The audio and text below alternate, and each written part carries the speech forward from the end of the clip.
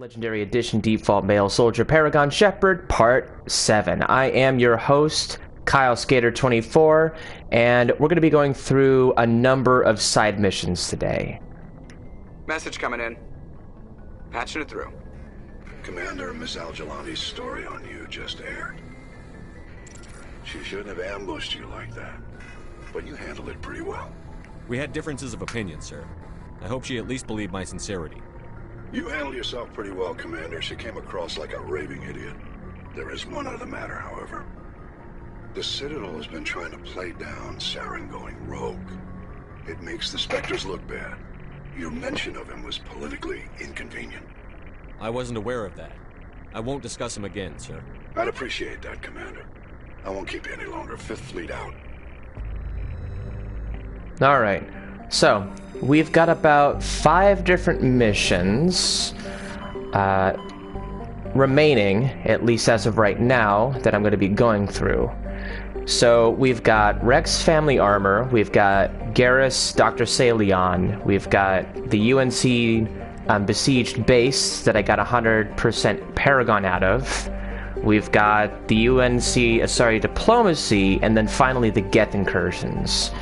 So I'm going to go through essentially heading to the squad missions, so to speak, first, and then I'll go to the other ones later. Yeah, but essentially the idea is to do all of these side missions.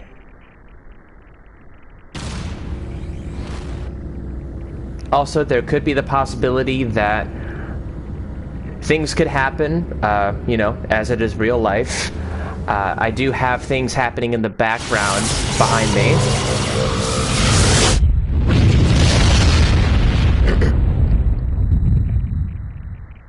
Message for you, Commander. Just came in over a secure channel.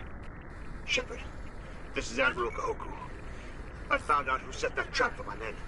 The ones killed by the Thresher Moor. Oh, and then there's this mission. I get this message. It was a group called Cerberus. An Alliance Black Ops organization. Top secret, highest level security clearance. They vanished a few months ago. Dropped right off the grid.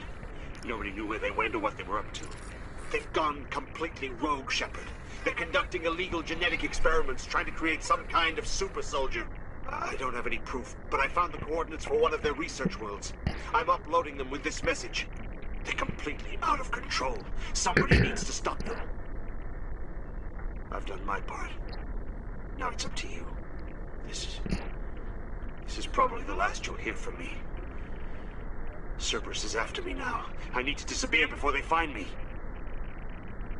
I forgot about that specific mission. There could be other missions along the way, so 9+ missions, essentially. So, this is actually going to be a very long video, but I'm going to play this as best I can, and as quickly as I can, and as efficiently as I can. But if anyone doesn't feel like they really need to go through the side missions, feel free to skip this. But as always, I normally feel that going through all of the side missions tends to showcase not only more of the world itself, but also the best way to level up your Commander Shepard.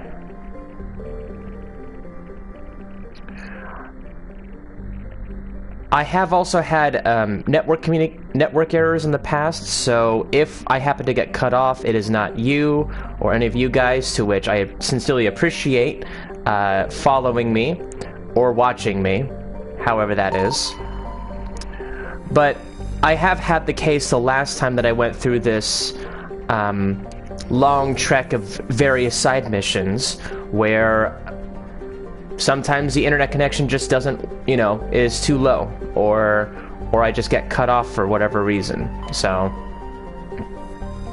if that does happen, I normally will create like a part 2 or a part 3 of sorts, just to keep things going.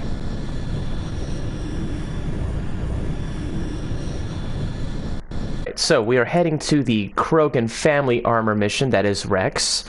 And so I am going to be bringing Rex with me on this. And we have dealt with all of the achievements at this point in terms of all of the squad members. You didn't have to keep 2 squad members for the rest of, well, said original Mass Effect games, so I've gone through a bunch of missions now where I've gotten the achievements of all of these guys, so now I'm not going to worry about who I bring with me anymore. So I'm going to bring Tally with me as well.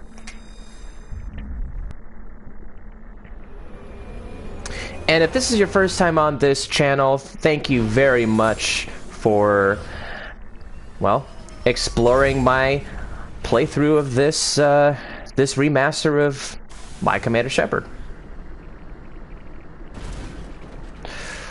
Okay, so we are in Tuntao, which is essentially in the Phoenix system, and we've got the compound that we're going to find Rex's armor in.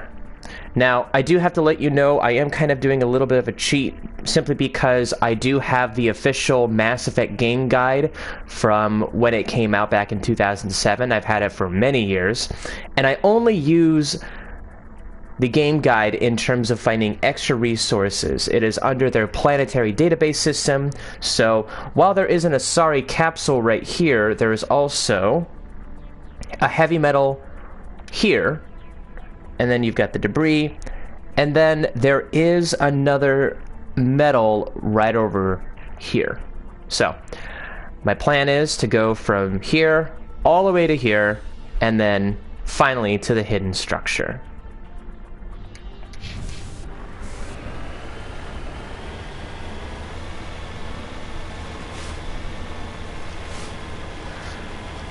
So I have been learning a lot in terms of how other people have played, and even how I am going about my stuff, and it's all very enlightening to see how this, you know, actually goes out and about, and how other people really enjoy playing Mass Effect.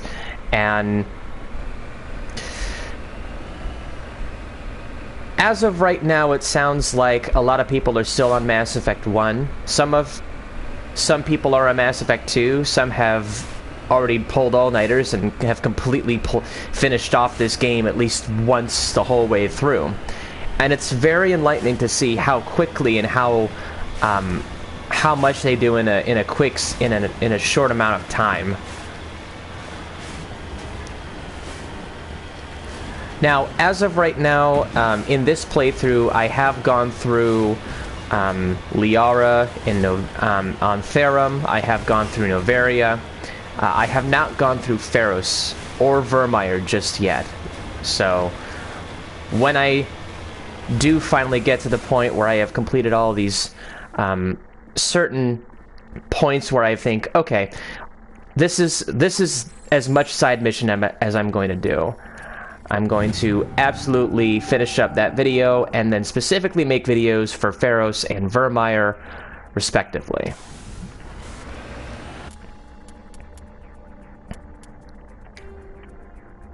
Let's go here.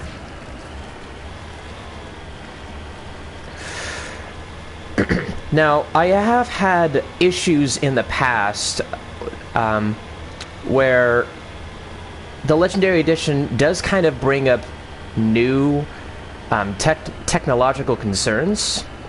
I have had issues in the past where if you've seen my previous side mission playthrough that's about 2 parts and about, I believe, 6-7 hours long, I have had more than a number of occasions where all of a sudden I go into an area where they have, you know, a cache that you have to decrypt or use a lot of heavy electronics.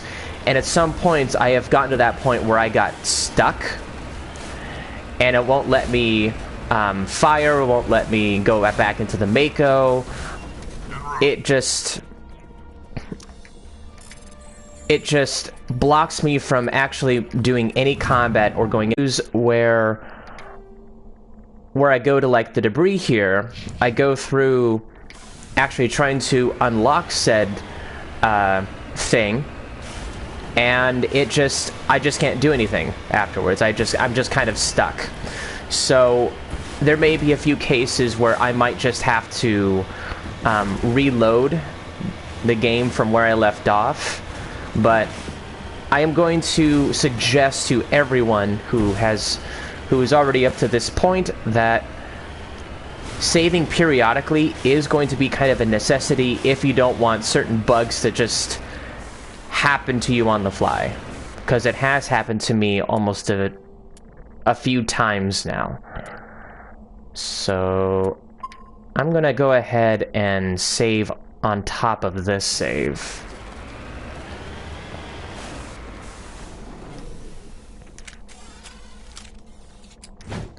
So yeah, I've had situations where I can't even do that, you know, actually deal with my weapons, so to speak. Pardon my French. Okay.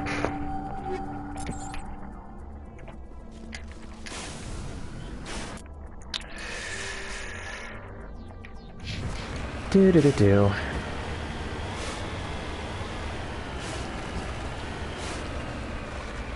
But out of all of the things that I have dealt with on Mass Effect and playing through this many times, I have very few complaints overall with this remaster. It's amazing. I love it to death. It is exactly the type of game, in my humble opinion, that people should just go out and try if they have never played Mass Effect before, or they always have heard about it but then never wanted to play it simply because it's too long of a game.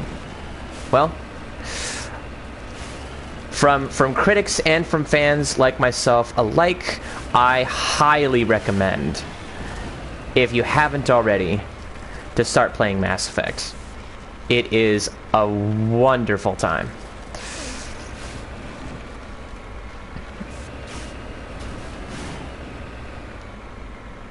Sometimes going over these mountains is a pain. What am I doing?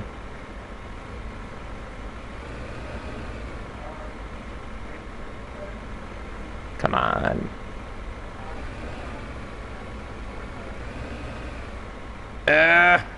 No. Whatever.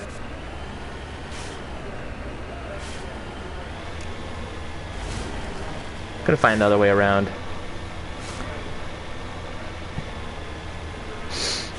The Mako is technically still the same as ever, you know, traversing through mountains sometimes to get the best resources that you can, or as many resources as you can.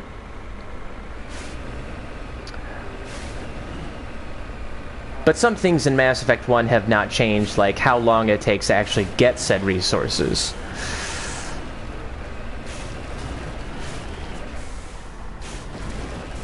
Oh, and for anyone who's interested, I am actually playing on the Classic Edition.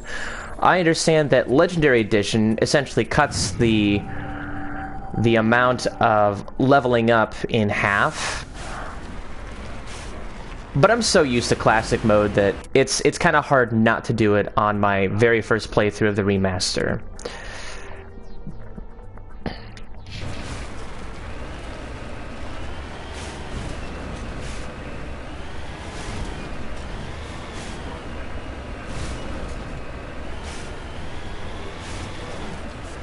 Oh, and if you happen to hear anything in the background, hopefully you can pay no mind to it.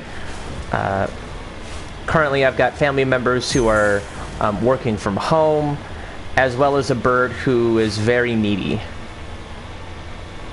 So if you happen to hear any squawking, I sincerely apologize. Or if you start hearing other voices in the background, I also apologize.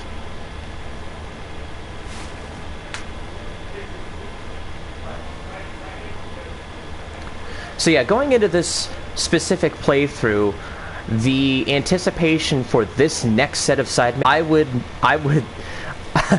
expect this to be about 6 hours, give or take.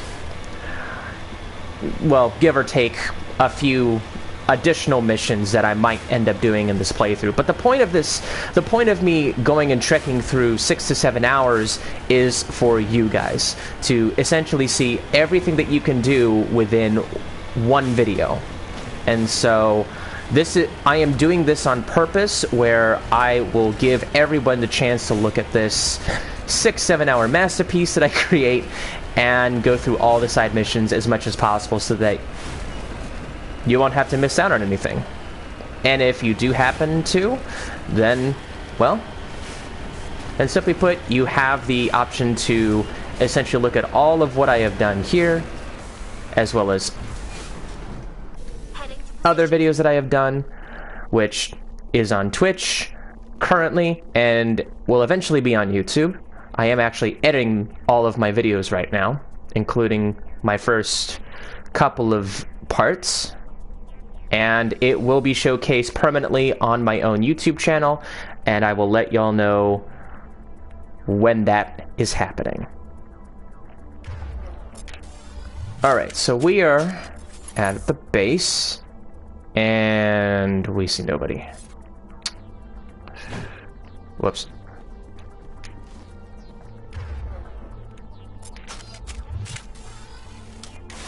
Alright, here we go.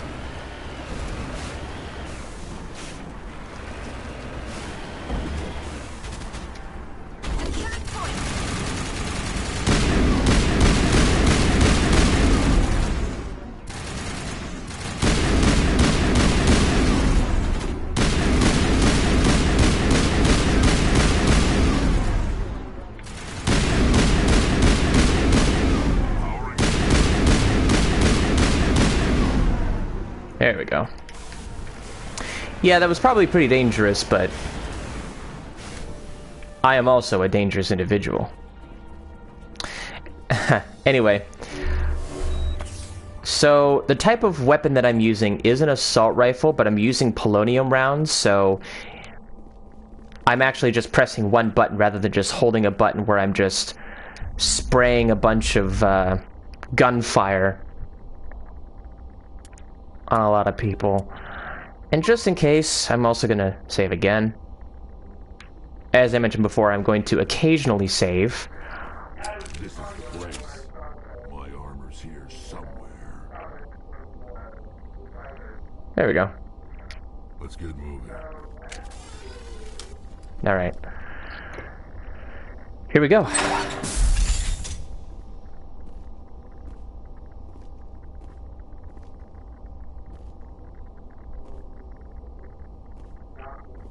I want to be able to get the jump on some of these enemies if I can.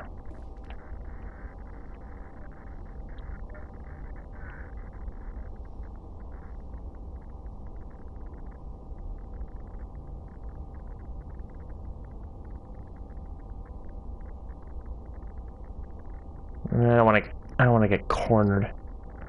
See, this is the issue. The moment you start going into the middle of a space, everyone's going to start gunning for you. Oh, and too late. This is exactly the point that I was trying to not do.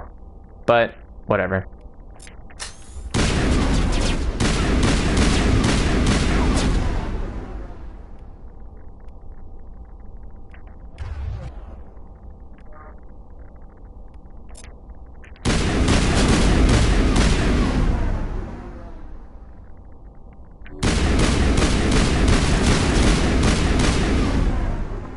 Gosh darn it.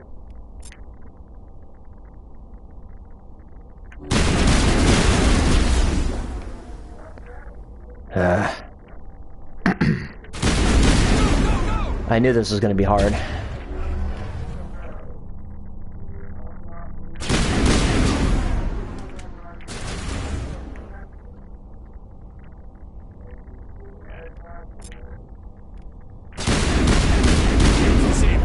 Gosh darn it.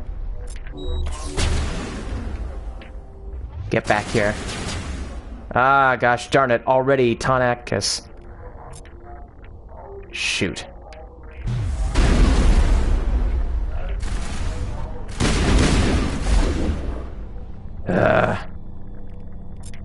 This might not end well, guys.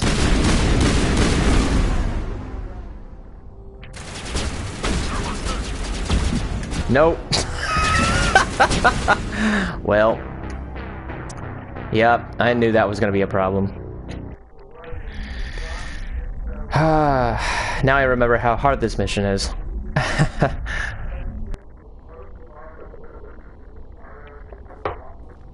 This is the place. My armor's here somewhere.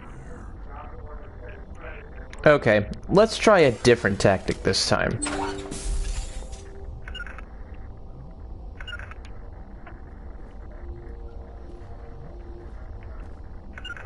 Come on, Tally, take cover.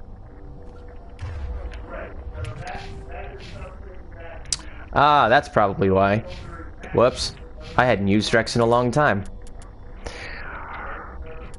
Okay, so... let's see. Let's deal in biotics first.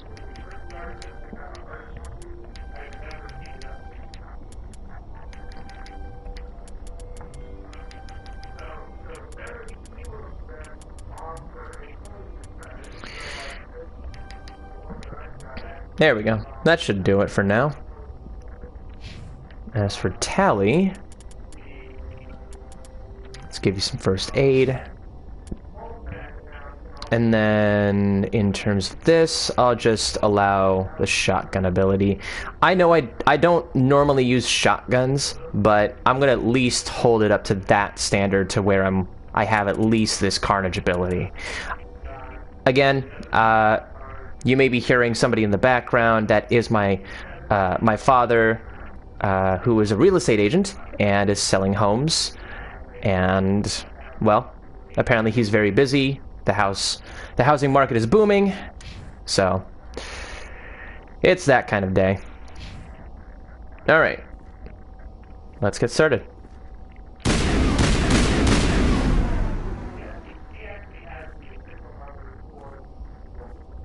Come on.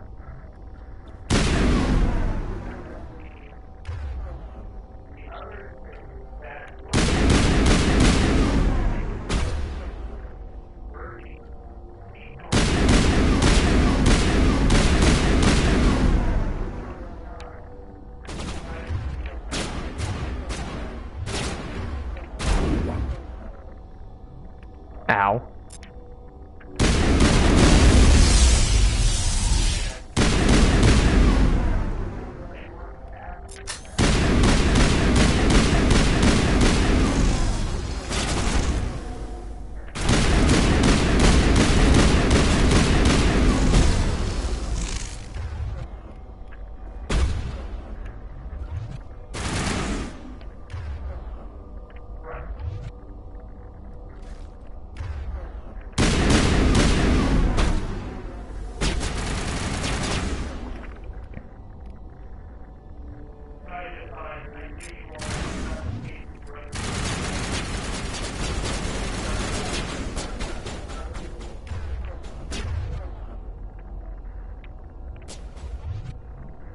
There we go. Now people are starting to move.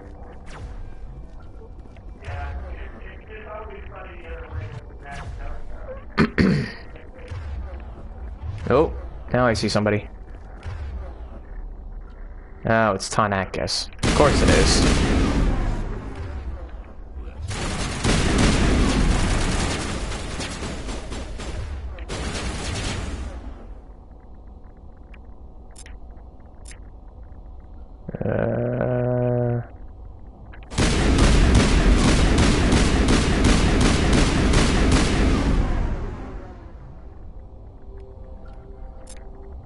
I knew that was not going to be enough. Shoot. Now all of his goons are right next to him.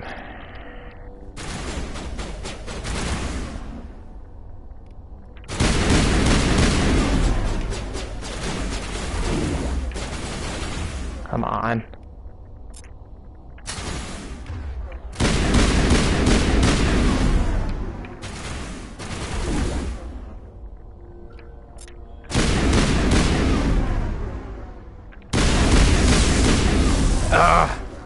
You almost have the... There we go. Now I got him.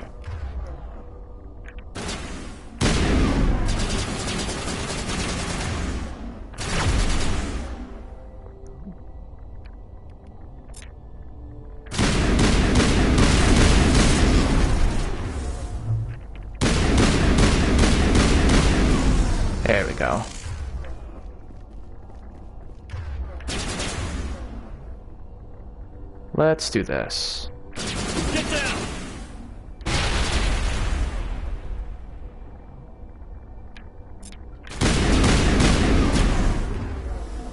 Really? Sometimes the abilities don't actually work even when you target them literally at your enemies. And it still didn't do it. Come on. Are you kidding me? Okay, Tally, you are officially a broken record right now.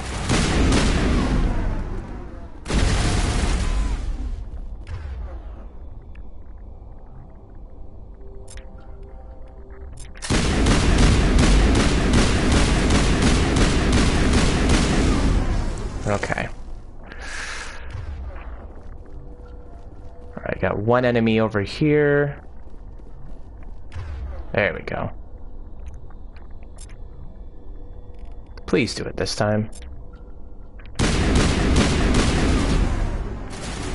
Wow. Oh, now you do it. Great. Just when I really needed you to.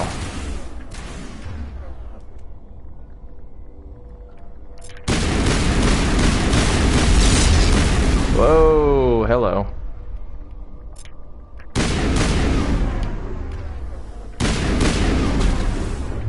Whoa.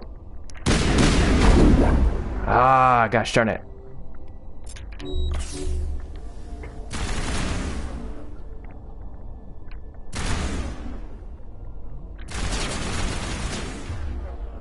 Oh, crap.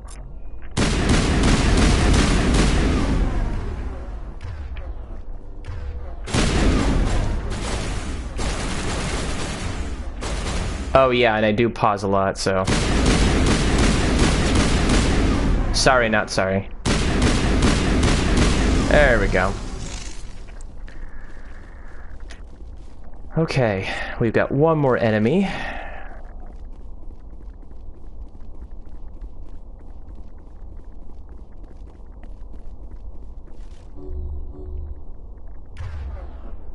Okay, we've got that much left. Let's go in.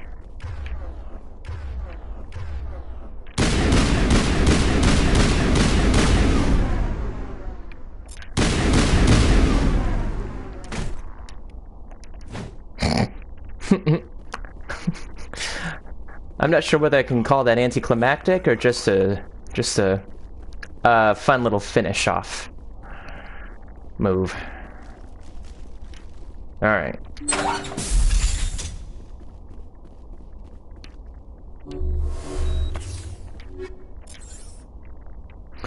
Also, I enjoy the fact that you have as many med kits as you can have during certain missions, and there's a bunch of medical kits available. So if you happen to use up all of your med kits at some point before you go into like a big fight like that, don't worry about it. You will have the chance to get more, you know, grenades or med kits on the way up. This is it. I can't believe my ancestors ever wore this piece of crap, but at least I've got it back. I'm glad we could help you get it back. I might just be starting to like you, Shepard.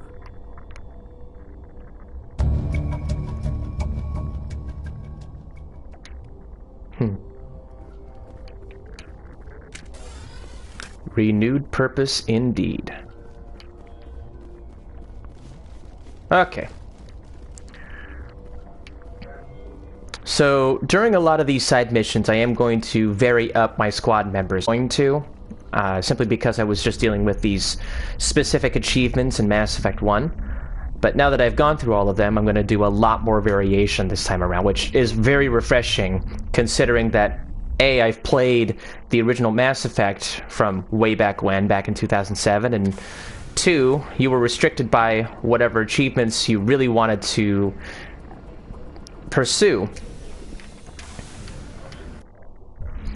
And so, it used to be in the beginning of Mass Effect that, at least in the original, you had to have your squad members, whichever two you were going to be using, for 75% of this entire game, which is a long time. So it is nice that you get to essentially go around and explore different paths that way. Okay. So yeah, we've got the Cerberus mission as well. But now we're going to go ahead and find Dr. Salion into the Herschel system of the Kepler Verge.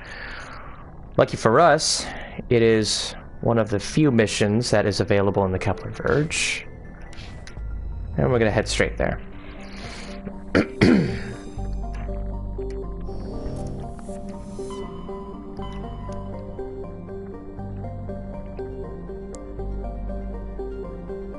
I have had some friends of mine actually play Mass Effect Legendary Edition as well, some of which who had never played the first game before, and seeing it in this kind of gave me this renewed sense of, oh hey, yeah, this is how this all started.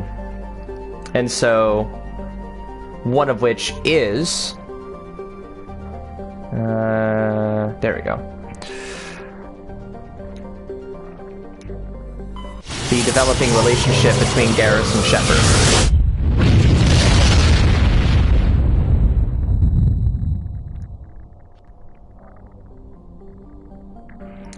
Okay, so...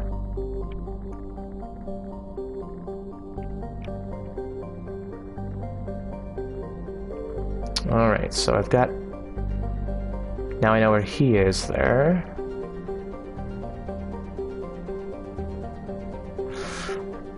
So, what I'm actually trying to do is to find a rocky asteroid in this system. And you can essentially tell where that is. Well, normally, if you find a shining object in any of this rocky part here. Which there is supposed to be, but for some strange reason, I am not seeing it. Oh! Aha! Sometimes they don't even give you a shining object. Sometimes you just have to search. But, here we go.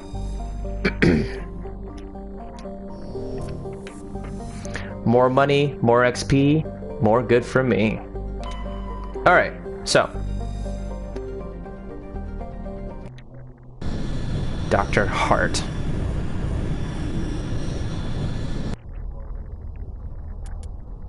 So this time I'm bringing Garrus. And... I'm gonna bring Liara. I'm probably not going to do Ashley and Caden on whatever next mission I do, but I am going to still vary things up.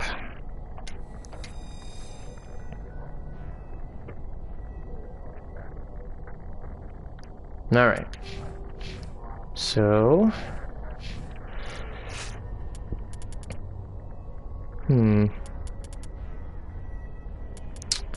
Let's see. Let's go with...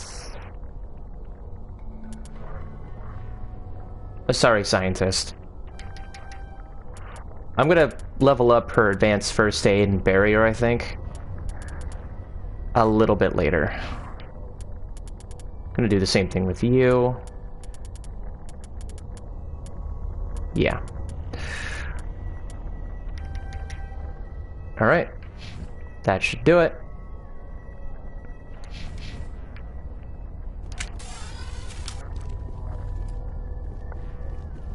We've got a number of enemies here. I actually know what these are going to be.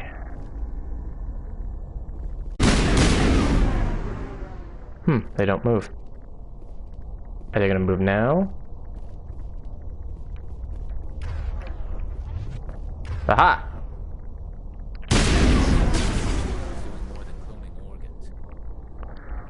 That is obvious.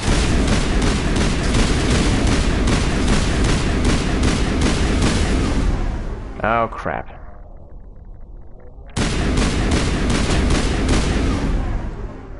Okay.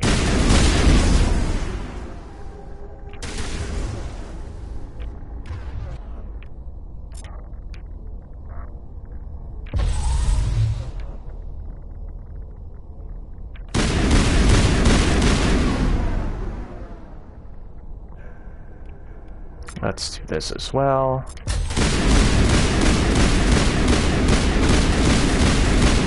Whoa, hello.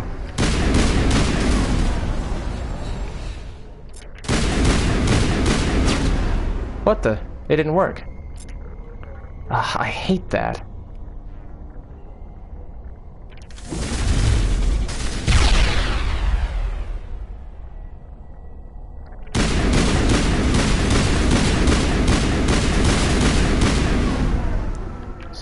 Get back.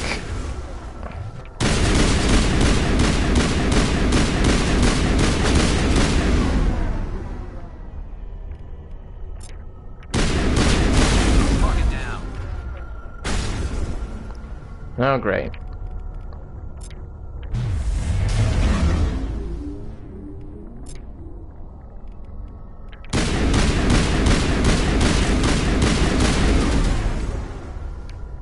Okay.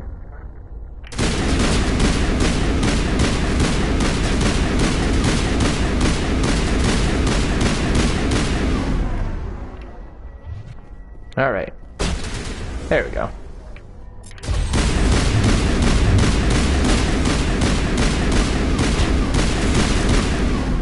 Cool. All right. Yeah, that was mostly simple.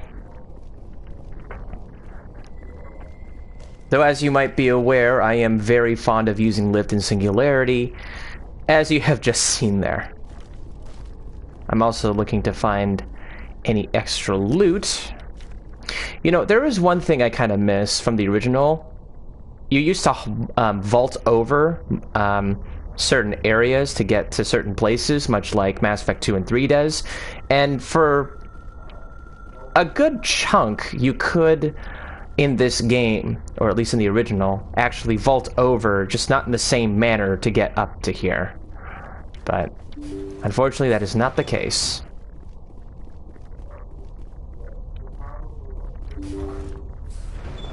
Check the cockpit for a second. Nope. No loot. Alright, this is where we're gonna find Dr. Hart. Thank you. Thank you for saving me from those things. Commander, that's him. That's Dr. Savion. What? My name is Hart. Dr. Hart. Please, get me out of here. Are you sure it's him? Positive. There's no escape this time, Doctor. I'd harvest your organs first, but we don't have the time. You're crazy. He's crazy! Please, don't let him do this to me. We'll take him in. Drop him off with the military. But we have him. We can't let him get away. Not again. If he dies, we'll never know what he's been up to, or how he did it. We'll take him in, interrogate him, and he'll serve his time. Okay. You're right. You're a very lucky Solarian. You owe the Commander your life. Oh, thank you so very much.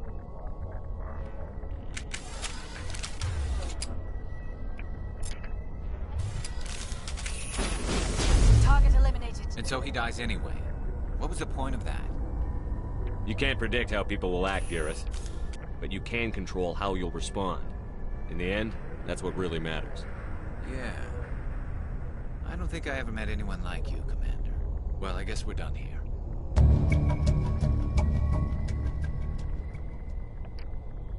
Alright. Even though I'm already technically at 100% Paragon already, I still want to be a Paragon for the majority of this playthrough. Actually, for the majority of this Shepherd, in fact. My first playthrough that I had ever done for the entirety of the Mass Effect trilogy had always been 95% Paragon, 5% Renegade. I like to think that that is a reflection of me.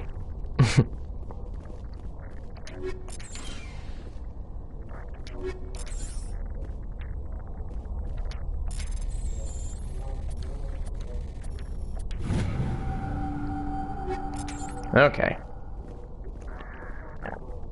Should be all good now. Now we can head out and do our next set of missions.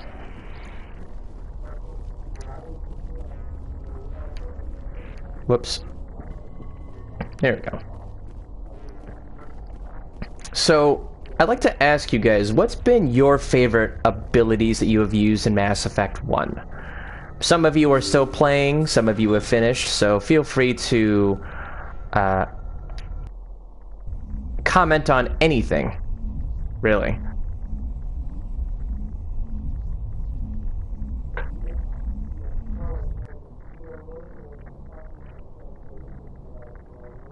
Okay. So we've got the Cerberus base, the Voyager cluster I've been through. I don't think...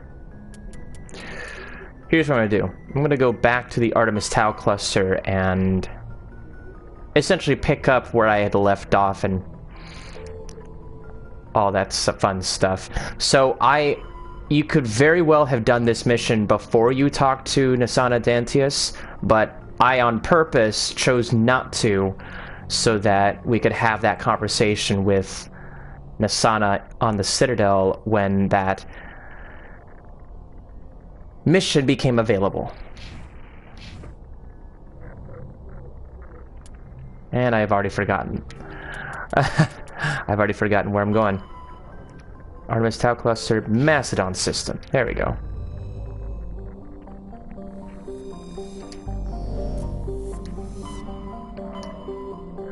Oh, and there is a specific reason why I am not going to the Newton system in the Kepler Verge. That'll be for a later possible side mission, to which I will not immediately name right off the top.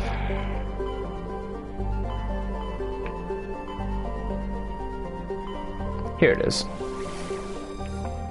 And then Macedon.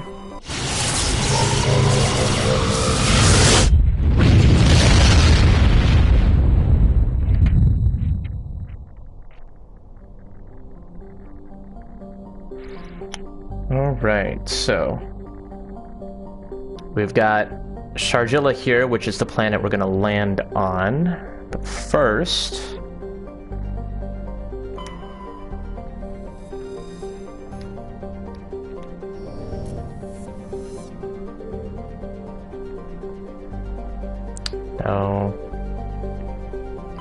here we go.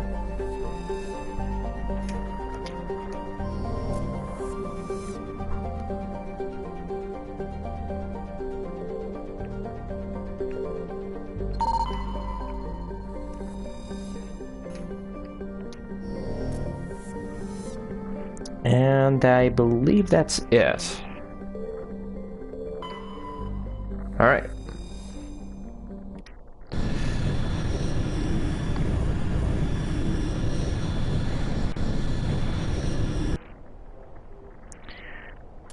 So for this one, let's bring in Kaidan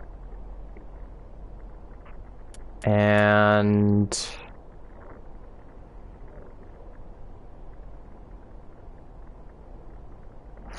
let's bring in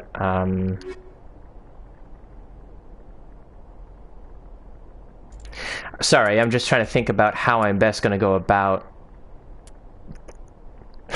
rearranging my Spec 1 in a long time, so it's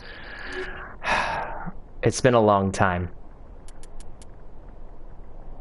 Although I really do not want Ashley Williams on my squad.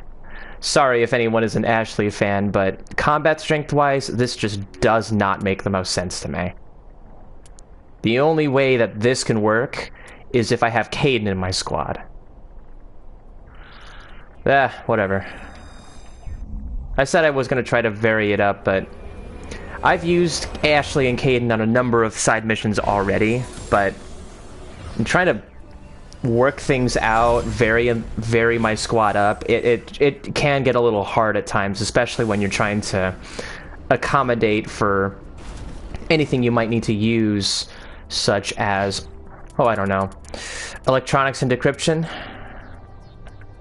but it is what it is. So, we're going to put up my assault rifles there. I'm gonna level up your sentinel abilities. Awesome. And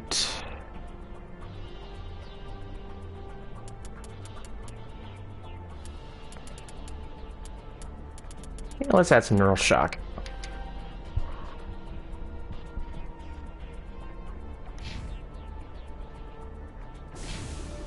Okay, so now we are on Sharjilla. Now the stronghold is here. Excuse me. But we've also got a rare earth right here. We've got a rare metal over here. And we've got a magnesium deposit, which is the light metal, up on this hill over here. So here is what we're going to do. We're going to start off on this debris here, then work our way to this mountain, then work our way to the rare metal here, and then to the anomaly, and then finally to the stronghold. So we'll start here.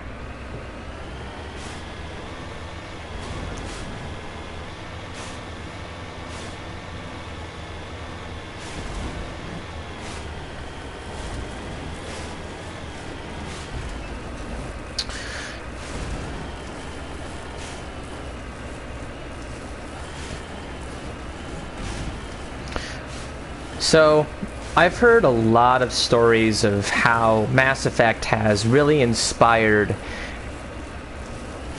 and really influenced your guys' way of thinking, and I'm just curious. What has Mass Effect done for you? The hell was that?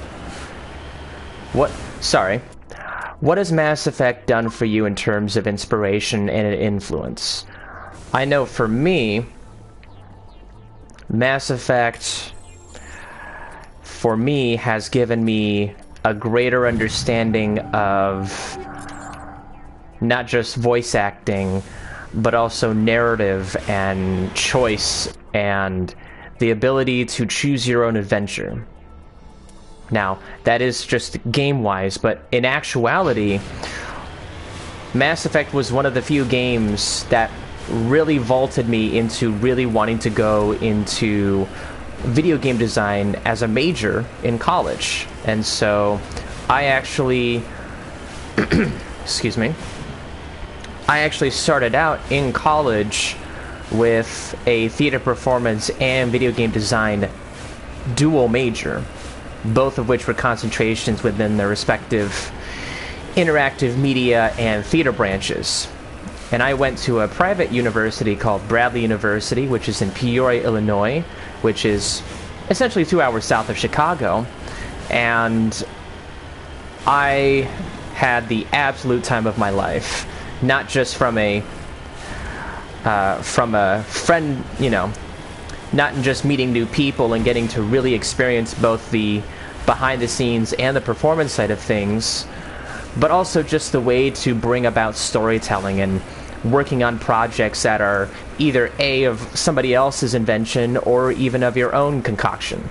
So for me, it was a really enlightening experience. Now, unfortunately, while I did not complete my time in college with a game design major, I did graduate with 2 Bachelors of Science degrees in theater performance and television arts with a minor in interactive media / video game design. About halfway through my college year, I ended up in a programming class that really shifted my perspective on things.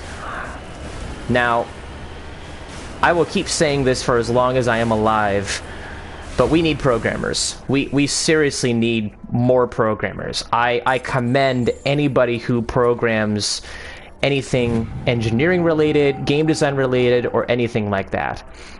I have made a few websites of my own in the past, but for me, programming has not always been my strongest suit. And, well, it is what it is, you know. I still make my own programming from time to time, but not enough to where I'm a complete expert on that. So I have used my fair share of, you know, Dreamweaver, Adobe Flash, CSS, MySQL, JavaScript, HTML, and, you know, that may sound like a bit of hogwash and, you know, little programming nerdy mumbo jumbo there, but that was part of the video game design ethics. It was, you know, you have to know your programming from the inside out. I remember doing a bunch of projects to where they were competitions on an international scale, and you only had 72 hours to make a game literally from scratch. It could be a video game, it could even be a board game, but you literally had to think on your feet, even as a college student, even if you weren't able to communicate or even able to understand how to best work with a team, because it's always a scary thing. But the thing is that the best way to go about that is just go with a group of people who are really passionate about what, you know, about what you do, and, you know, just kind of roll with it. Ah, shoot.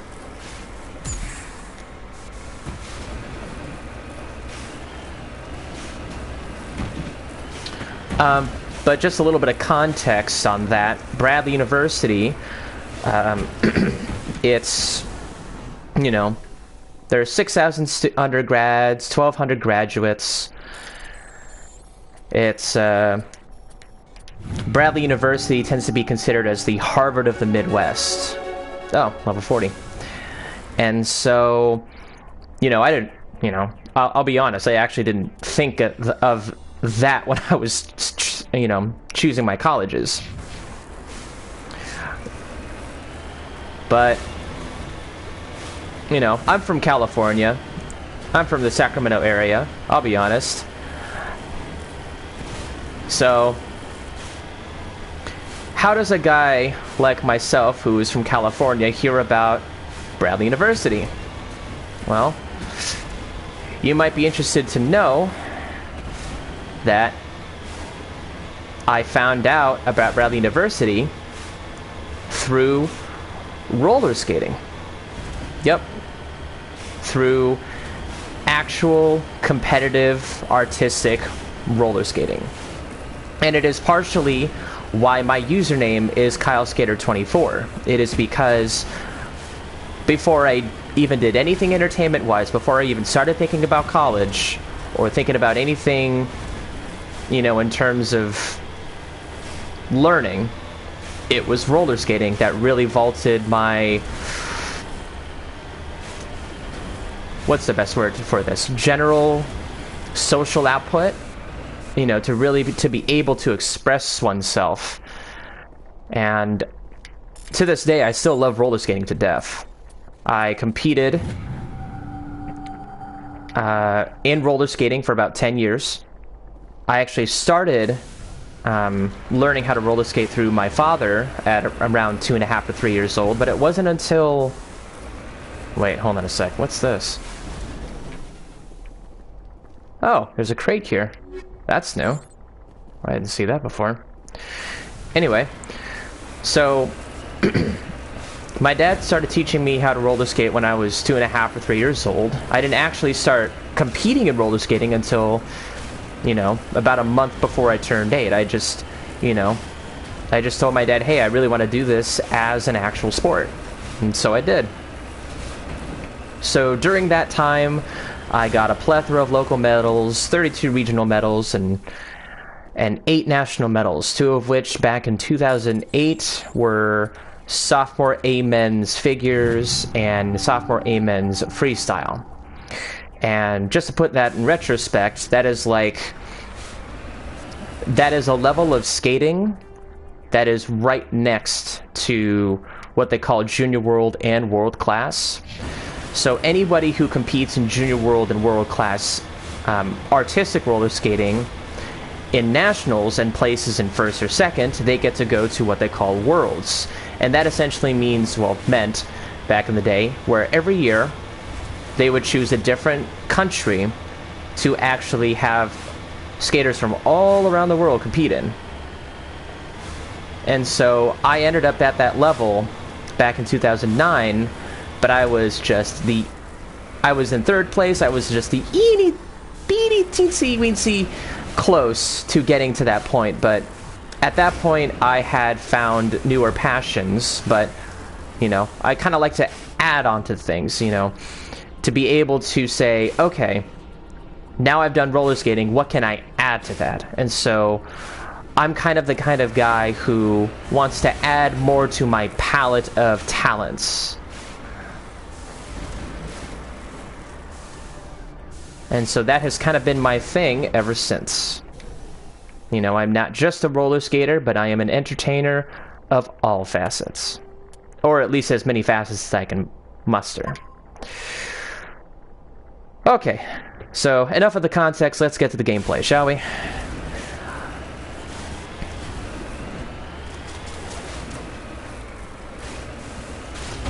Yes, I know. I've got so many geth on me. Well, probably no. Wait, this is the Asari diplomacy mission. There are no geth in this mission.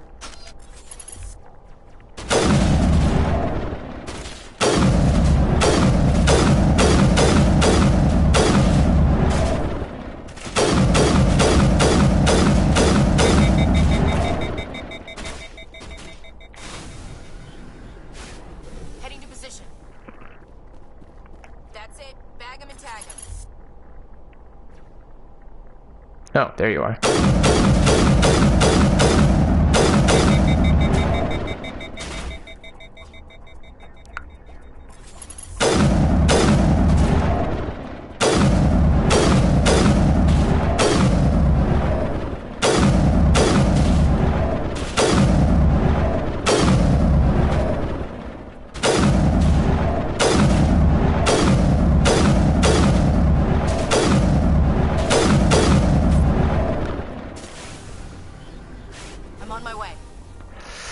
So if you haven't noticed, I don't like using my Mako to kill enemies. I am so used to the original game to where you essentially kill enemies on foot for more XP. Actually, all targets are not down. I am still sniping from the farthest of distances.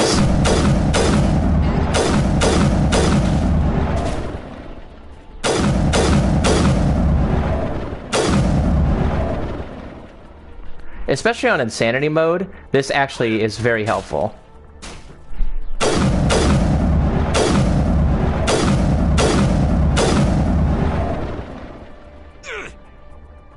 Oh, whoops.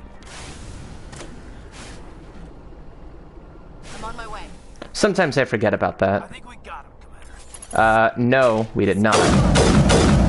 There we go. Negative contacts, Commander.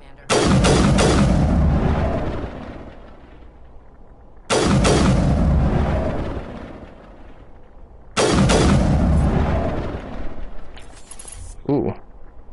I think we're good, Commander. En route. We are not good.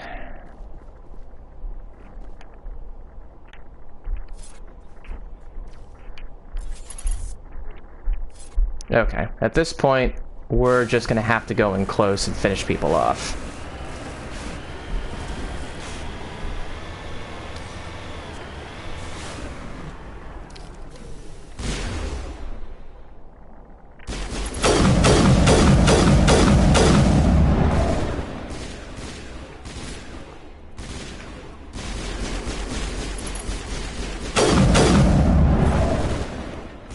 You know what? Hang on a second.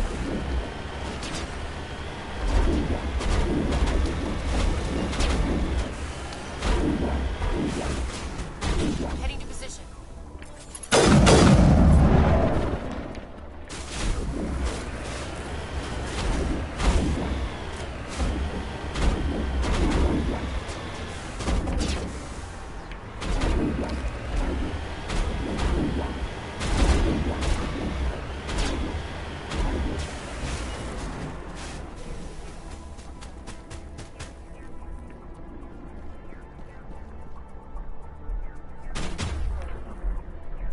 Okay, here we go.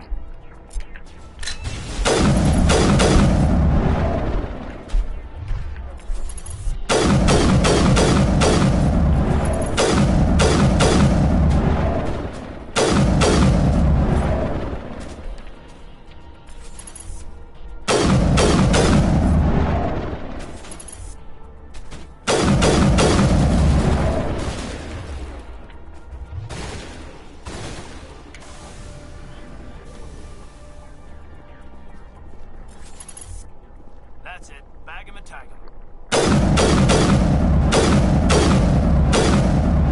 There we go. Okay.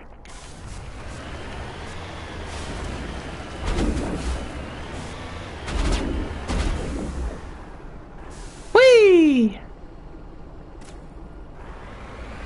Wait, you're not dead yet? Hold up. How are you not dead? Oh, there you are. My way.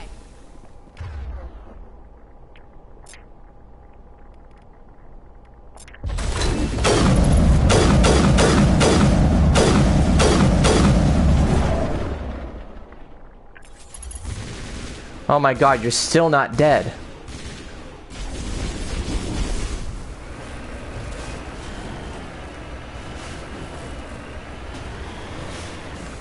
Security point. Stupid Krogan.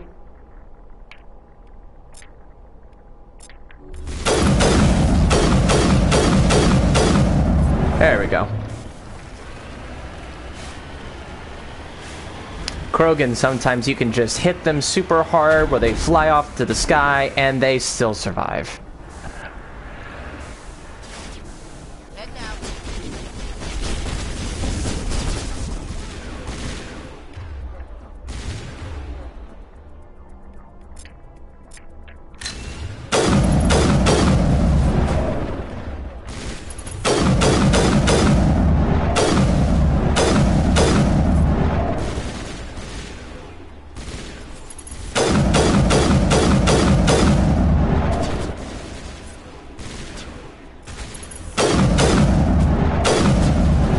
There we go.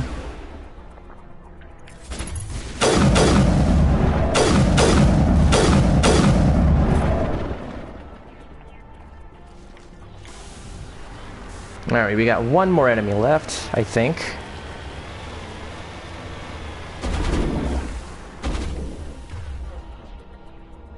Let's just lift you.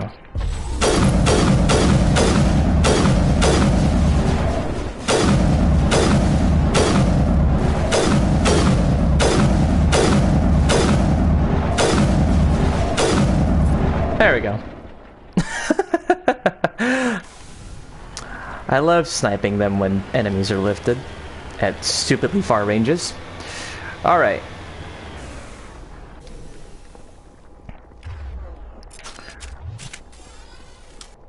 Alright, at this point, we've still got a long way to go.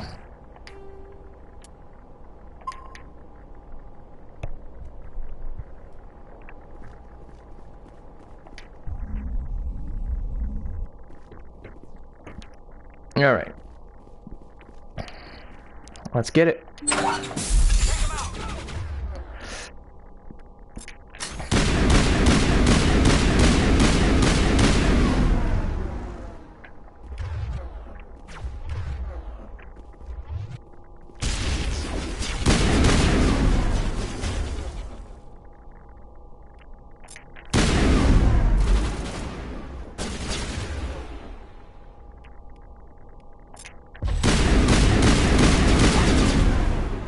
Did that not work? Come on. There we go.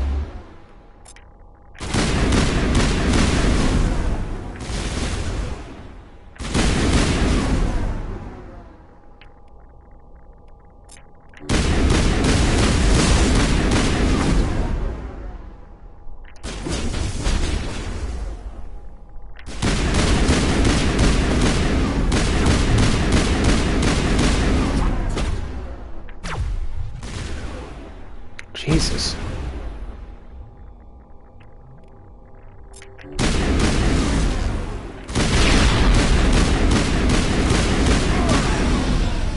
There we go.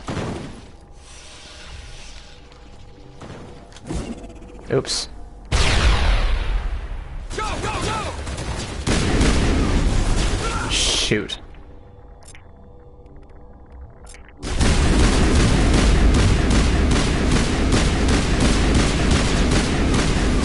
Are you kidding me?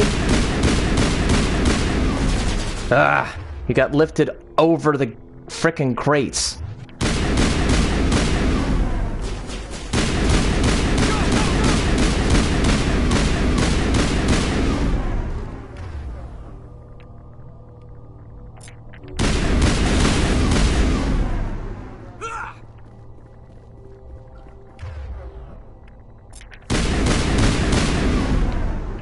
Seriously? Throw. There we go.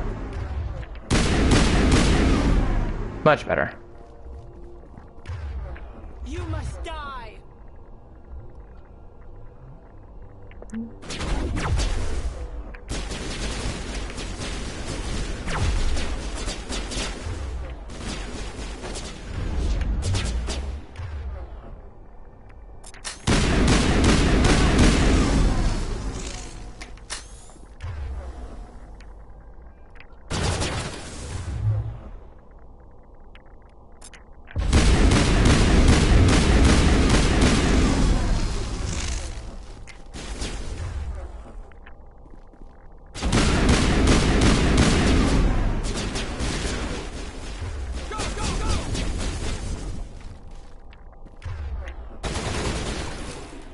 Wait, where did you go?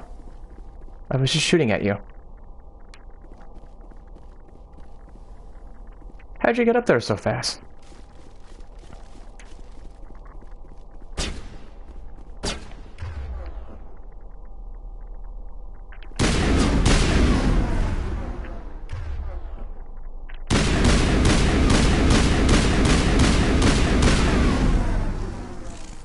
There we go.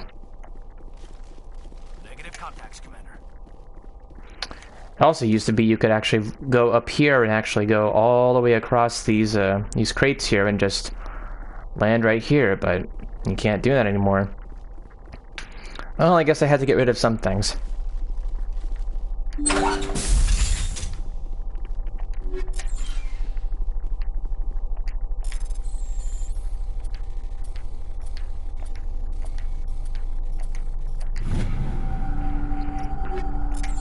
All right.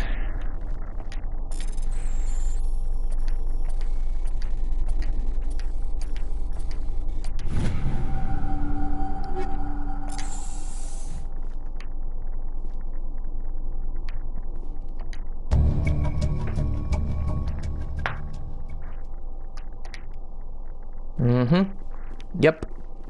The Asari Slaver and Asana Dantius are indeed sisters. Dun dun dun.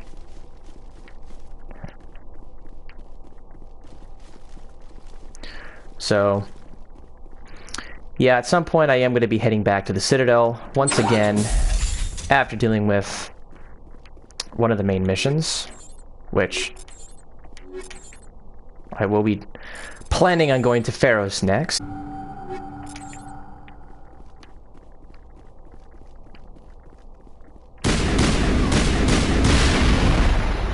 There we go.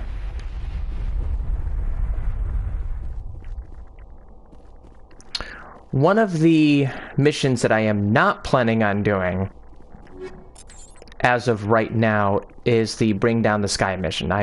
I've mentioned this before, but I sincerely feel that Bring Down the Sky is the most difficult mission on Insanity mode. Just throwing that out there. So I am going to do that very last before heading to the final mission where there is no point of return afterwards.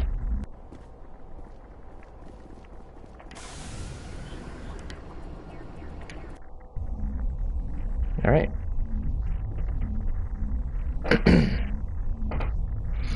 Oh, you know what I didn't do yet? I haven't checked out my inventory yet. So there is a cap limit to how much equipment you can carry. So there may be the eventuality of a notification, so to speak, where you have 135 items and your max is 150. So if that does end up happening, I will have to take a quick side mission break to essentially go through everything that I want to sell and everything that I want to equip on all of my squad mates and myself. So we've gone through Asari diplomacy. Now we've got Cerberus. I think I'm going to do the Cerberus mission next. It's a two-parter. Besiege base, I'll do a little bit later, and then the Geth incursions. So if nothing else happens to pop up, which I could very well have an additional mission, then I'll just add to it before going to Geth incursions. Geth incursions will be my final massive side mission. If it weren't for Bring Down the Sky as a DLC, I would certainly be putting Geth incursions as the next hardest side mission to complete. So we're going to investigate the Yangtze system in the Voyager cluster. So we're going to head to the Voyager cluster, and yeah.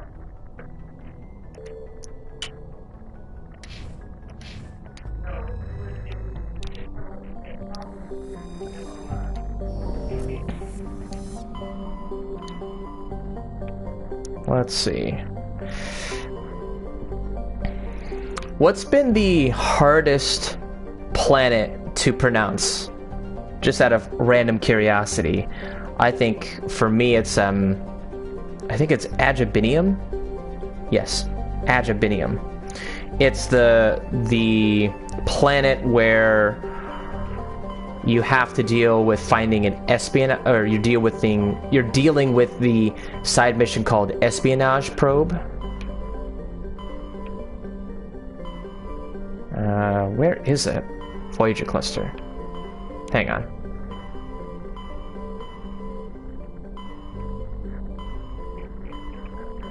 There. Sorry, that took a long time to figure out. But yeah, I would say Agabinium is, or at least was, the hardest planet to pronounce for me.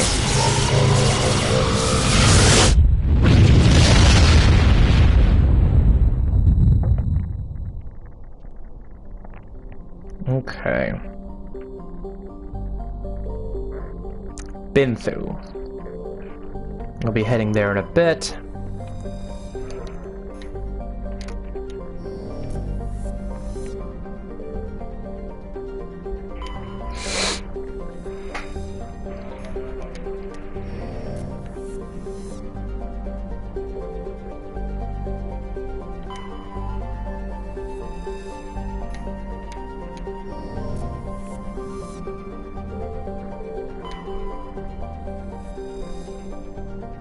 Okay.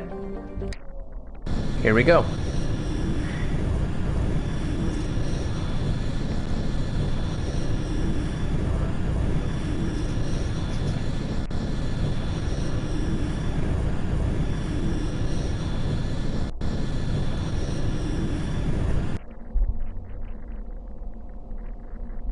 Okay, so we're going to be heading into a Cerberus mission. So, what do I need to bring? Who do I want to bring? Or like... So I brought Ashley and Caden, I got Rex and Tally, and then Garrus and Liara. I think I'm going to do... Caden and Rex.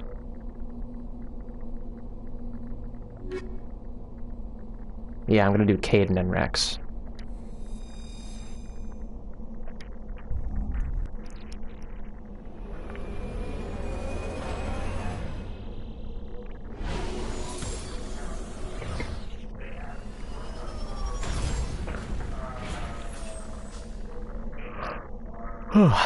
Excuse me.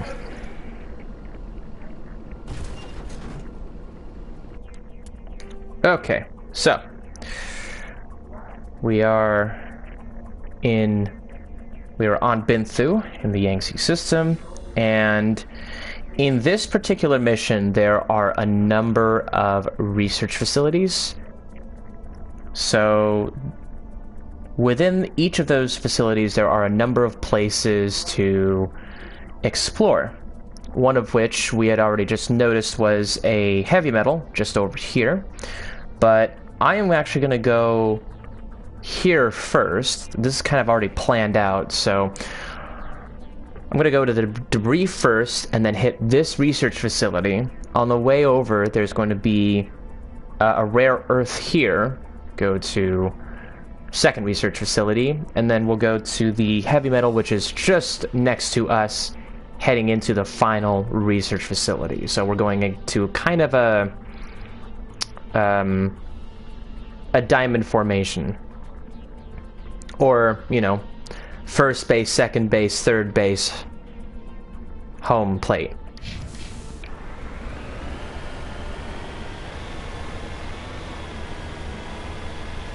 So, to try to fill in the time without complete silence, I'm gonna essentially talk about some other stuff that is completely filler, but, you know, I like talking. I like talking about stuff. So, I have done a lot of theater back in the day. The first theater production I had ever done was a musical. Back in 2007, it was called Rock Around the Block. Oh no. Okay, this is exactly what I'm talking about here. You notice how I can't press. I'm actually literally pressing the salvage button, but I can't even unlock my weapons. This is exactly the recurring issue that I keep having with Mass Effect Legendary Edition, and it does become somewhat of a nuisance. So, unfortunately, we are just going to have to reload the last save and just go from where we left off. This is unfortunately going to be a recurring thing, and you never really realize it until it happens. At that point, the best thing to do is, try not to get pissed about it, like I am, but you just kind of keep going and just, be a little more aware of doing it, and that's where saving often for me comes in, which is, already a thing for me anyways, but I tend to want to do so I don't have to, completely traverse from one area to the next in preparation for enemies. Same thing here. But now I just have to be a little more aware, like I had been in the past. But before that happened, I was talking about theater. Let me just really quickly save here. Boom. So, first play that I did was called Rock Around the Block. It was a 1950s musical about getting the whole band together to essentially have a good time. I played a comic book nerd by the name of Jughead Jarvis. Yeah, great name, right? But that was what really started my interest in doing more performance. I had always dreamed about, wanting to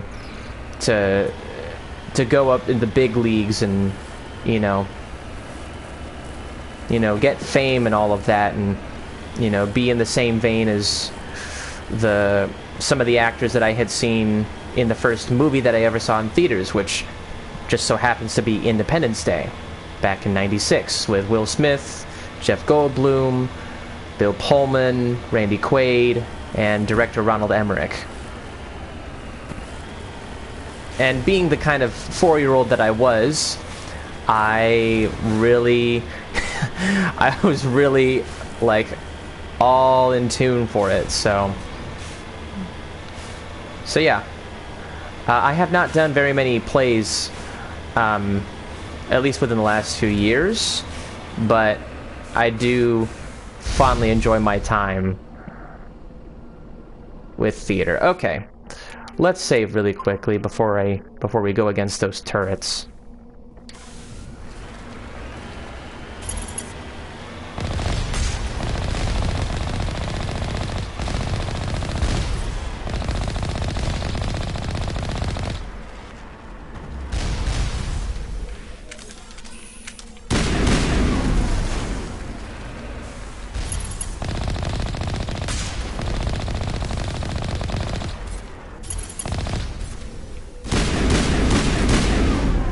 There we go.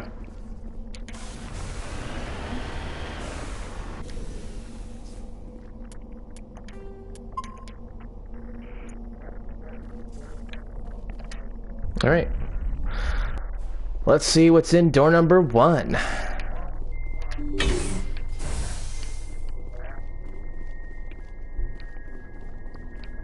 Let's see. We've got some storage lockers here.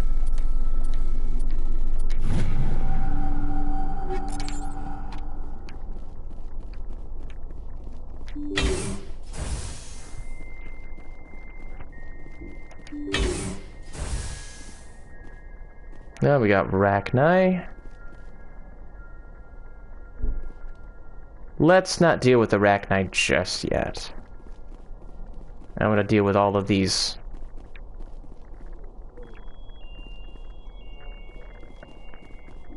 other enemies here.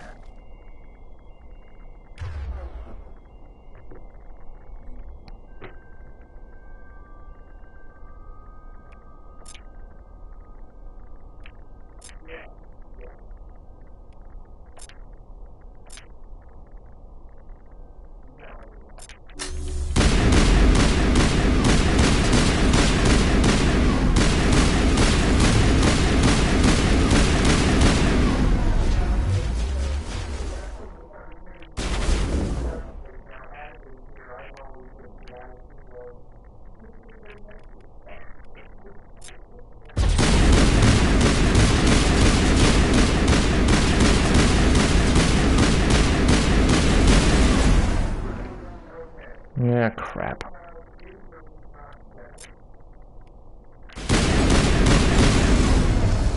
Are you kidding me? Now you just made me waste my frickin' throw ability. Gosh darn it.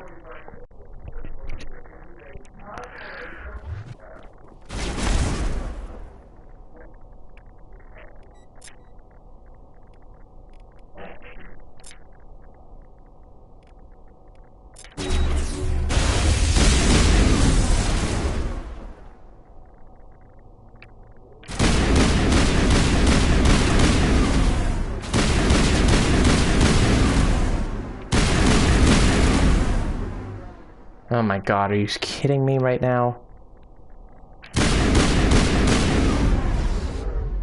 Ugh.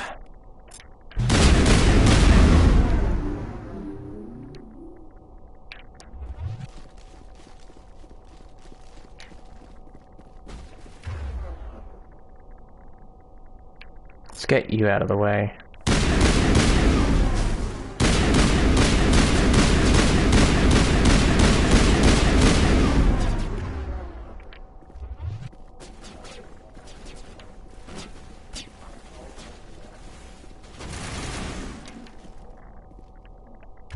There you are.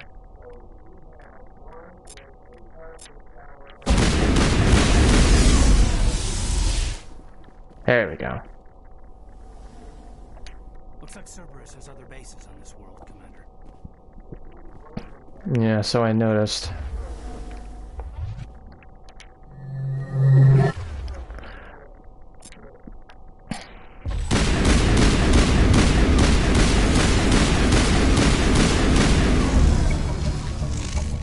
Okay.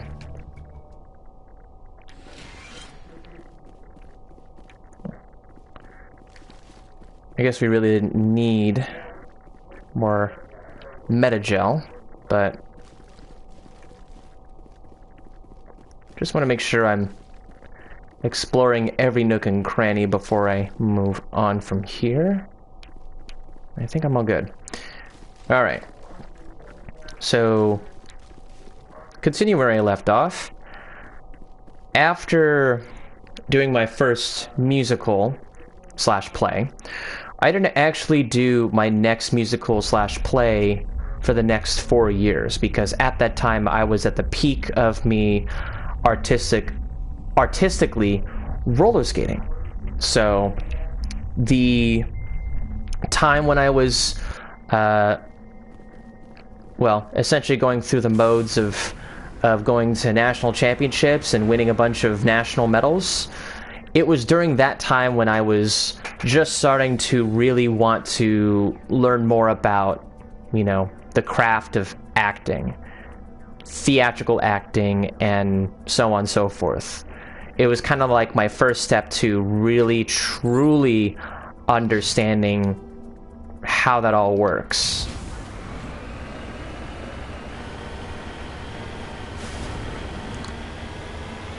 And so, during my high school times, I had done, let's see, I did a play called Almost Maine. I was involved in the musical called Bye Bye Birdie. At the time, that was my biggest theatrical endeavor. I was also involved in a high school version of Rocky Horror Picture Show. Yeah, we definitely pulled some strings to make that work. If you don't know what Rocky Horror Picture Show is, I would highly encourage you to at least check out the movie version, so that you can have an idea. But let's just say it's definitely a horrifically good time. No pun intended.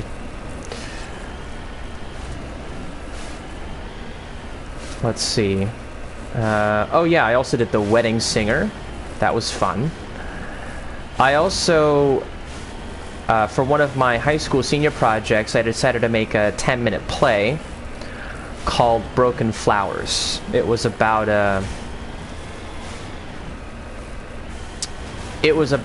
a motorcyclist who was homeless. His family was homeless and needed to get some money, and essentially accidentally killed the owner of a florist shop.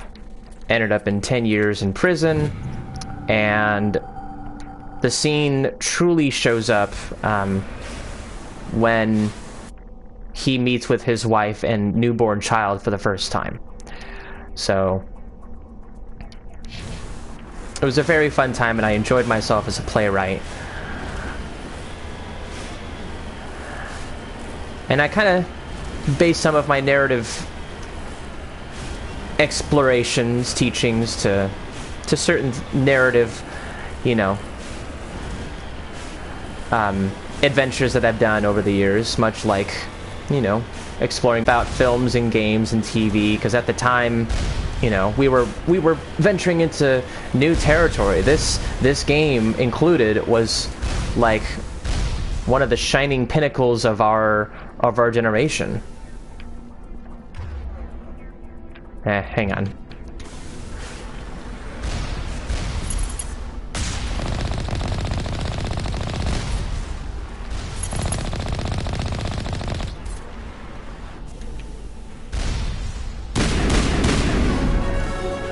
There we go.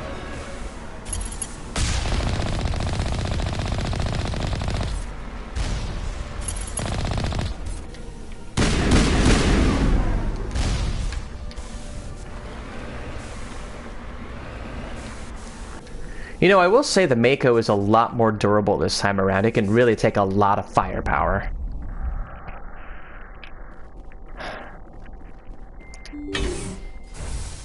So yeah, all in all, and at least in my high school times, theater-wise, I did, I believe I said 3 musicals, 1 play, and one short 10-minute play of my own where I was one of the main actors in it.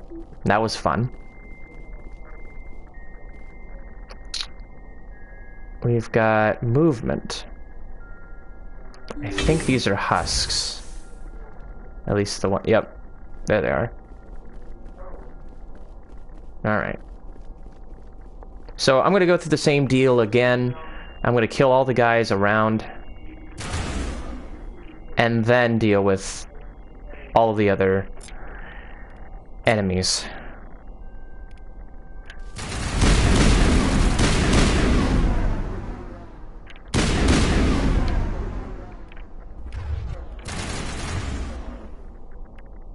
Let's get you next.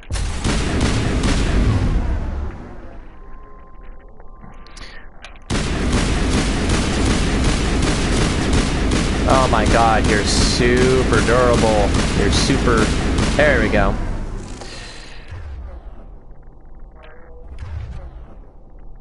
Alright.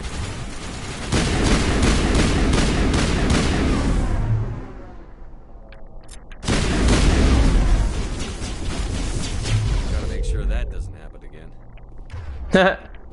Nice.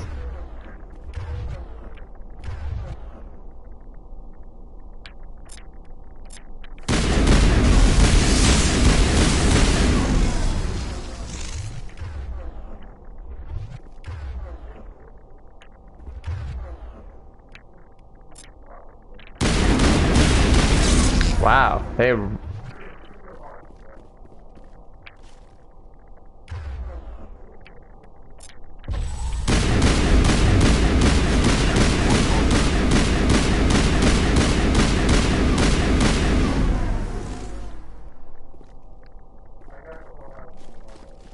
All right.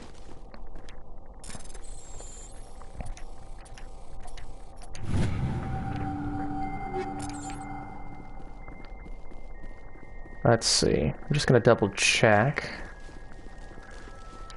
Make sure I've... Yep, there we go. A lot of different loot.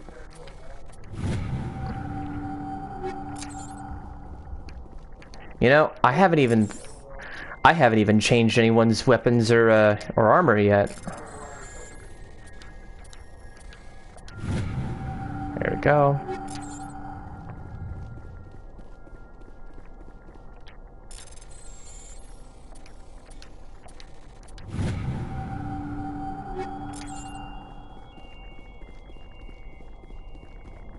All right.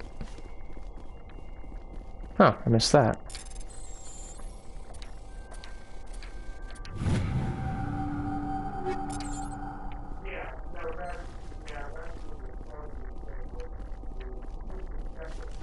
Okay. I think we've got everything. Now we can just take these guys out.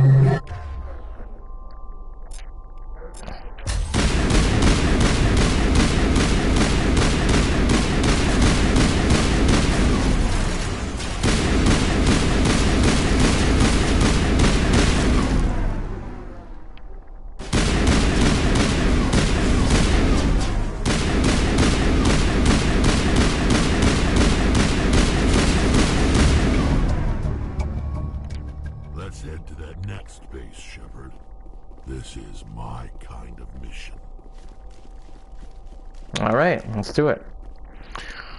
So, the Thorian Creeper is actually part of Pharos, so maybe I probably shouldn't have done this mission, but it's kind of whatever at this point. I would have tried to, you know, bring all of the narrative flows of this as accurately as possible, but sometimes there's not much you can do. Okay. You know what? Let's do this.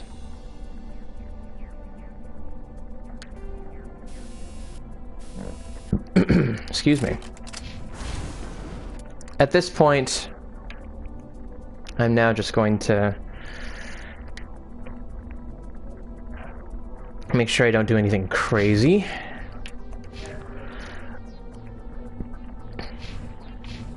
Two points. Let's see.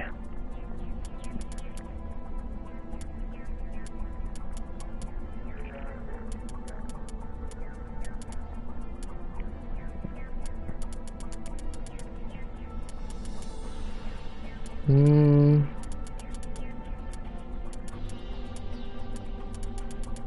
going to implement the max into assault rifles. I'm going to plan on putting the max into fitness. And probably afterwards I'll go into first aid. At least one of those 3 categories. Because at this point, I still do not know if I'm going to head into the level 60 tree. I don't think I'm going to get to level 60. Let me just say, it's really hard to get to level 60. But that's why I find it so awesome, is because you can still get points afterwards. Well, let me rephrase that. You could still get to level 57, and you at least still have 1 point. But I'd like to be able to maximize the use of my abilities all the way to level 60, rather than to level 30. But I know that they cut them kind of in half in Legendary Edition. Still, I'm still used to Mass Effect 1's usage of that.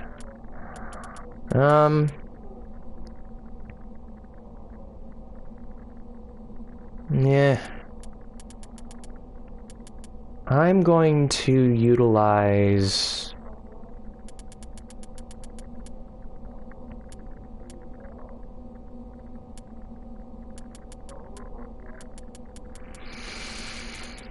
Yeah, let's add shotguns. Since I'm not going to be using shotguns, I might as well use a squad member who does. Alright. Cool.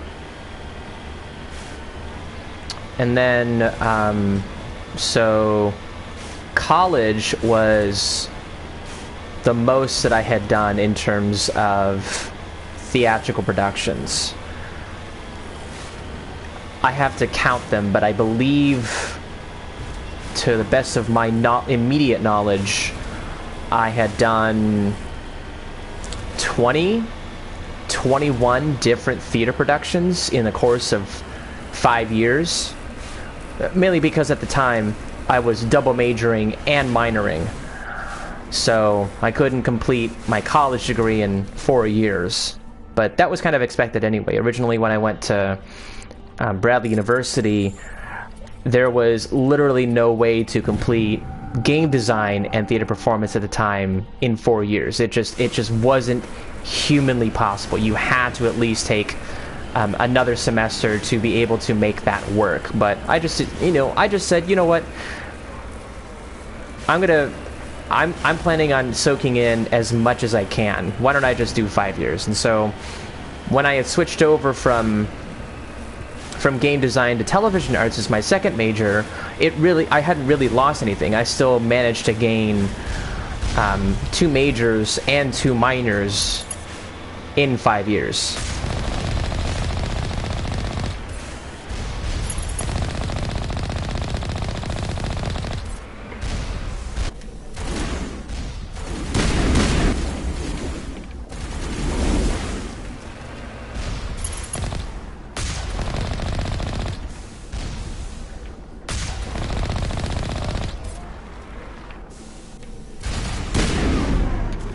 Cool. All right.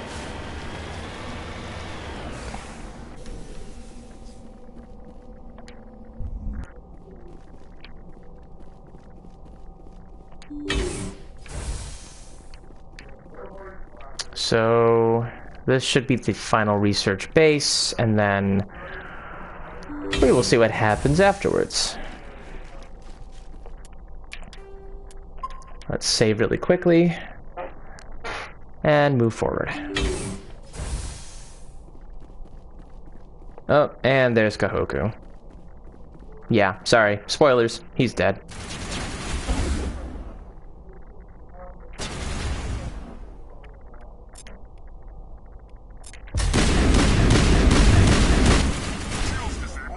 Oh, shit.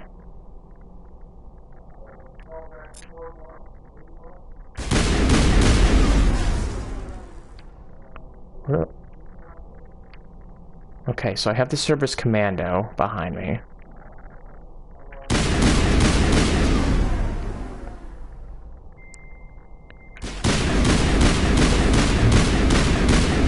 These guys are always the hardest to kill. Gosh darn it. There we go.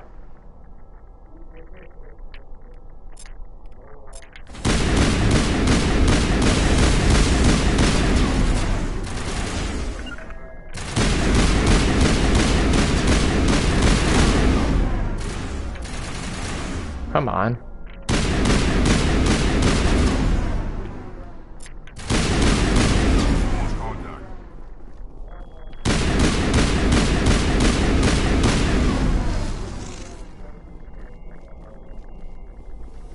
Okay, I've got one enemy over there.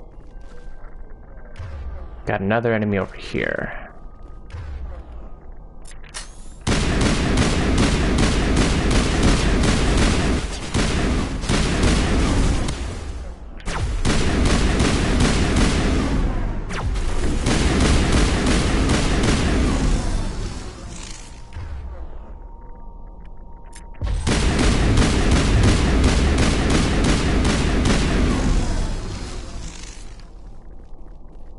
Cool. Well, let's deal with these critters. One last stop tonight, Commander. We owe Kahoku that much.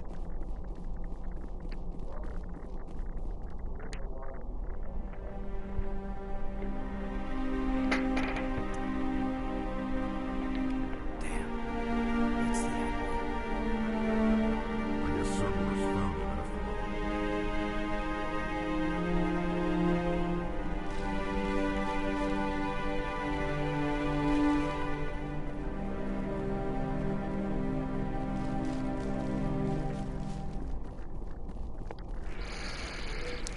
Well, there goes that mission. But like I said before, this mission is actually a two-parter, so there is more to this and about Cerberus. Hint, hint. Wink, wink.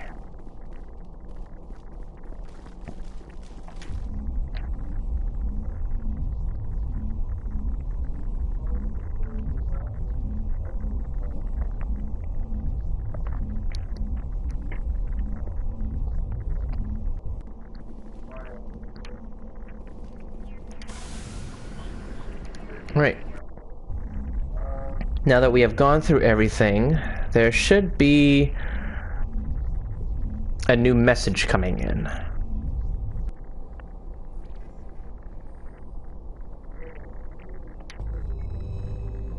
Or not. I thought there was going to be. Oh, but there is another planet. There we go.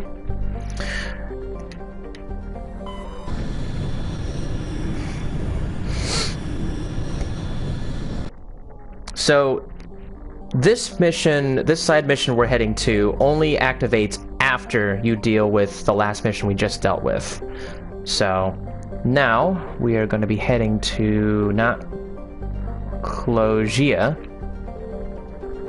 but Nepheron, as soon as I get all of my resources.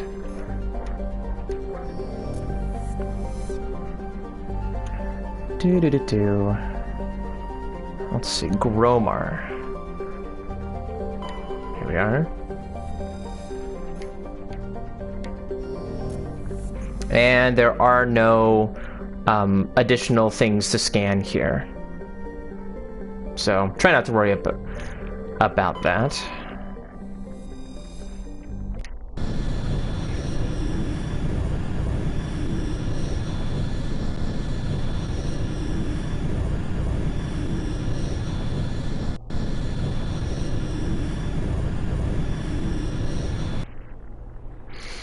Okay, so since I dealt with,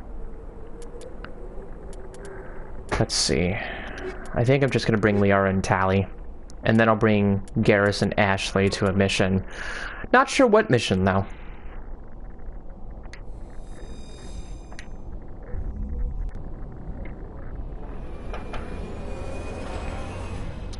And let's see. In terms of college productions, I think... Let's see. 3 in the first year. 4 in the second year. 4 in the third year. 11. 4 in the senior year, my 4th year, and then 5 in my super senior year, which is the 5th year. Yeah, so I did give or take like at least 3 productions a year. Generally 4.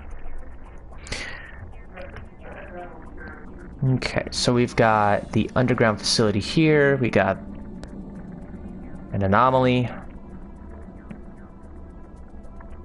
That's interesting. There's debris here. In the planetary database of the official Mass Effect game guide, there is no debris here. I wonder what they changed.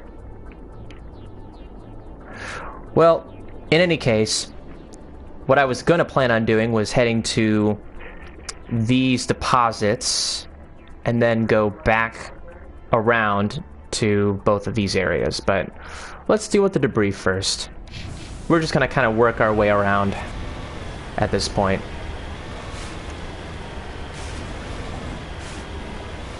I'm not sure what those animal sounds are. Anyone know what those animal sounds are? I think that's new as well. I'm not completely sure.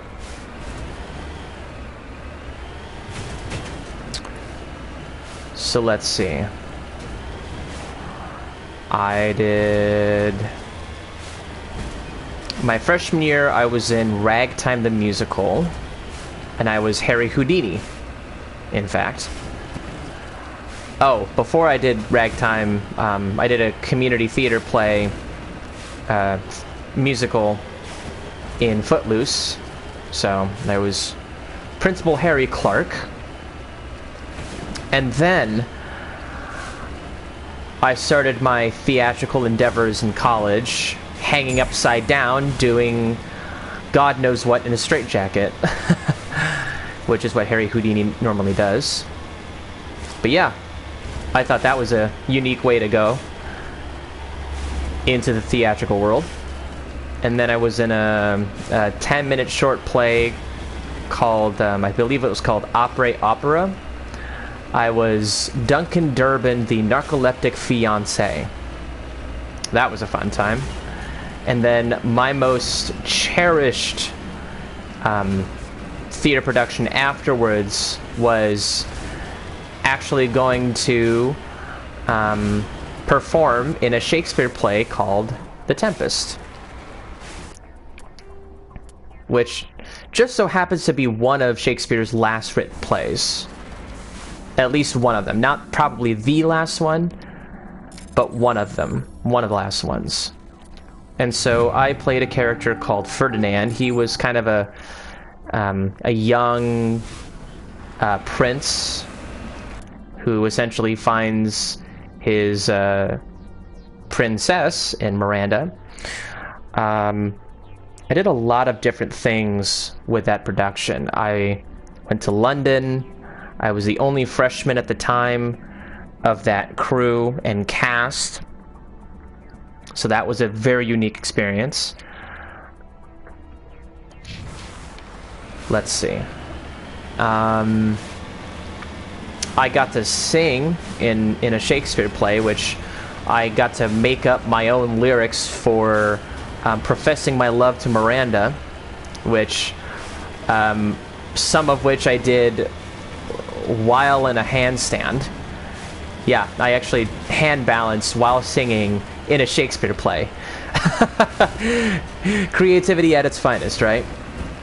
And then at the time when we were, when I was involved in Bradley University's production of The Tempest back in 2012, our former artistic director at the time was in his last year of essentially being an artistic director, and to celebrate, we kind of collaborated with different colleges in Illinois to do what they called a 3U Shakesfest, which 3 weeks of Shakespeare, 3 different performances, 3 different weekends, 3 different locations. So, Loyola University in Chicago did a passion play that I just, for some reason, I still do not remember the name of, and it's probably within good reason, simply because I just did not like this particular Shakespeare play at all. But then the other college was Southern Illinois, and they did, I think, Much Ado About Nothing. God, it's been 10 years. I'm literally trying to remember this particular point. But in any event, we had 3 different weekends where one weekend we were performing in Chicago, one weekend we were performing in Southern Illinois, and then the last we were essentially performing at our university, and then they would come to us to perform at our university, their respective casts. And so all of that was extremely unique, and I really enjoyed every minute that I had learning and sacrificing and crafting my own, you know, kinks and whatnots about Shakespeare. Did I? Yep, there we go.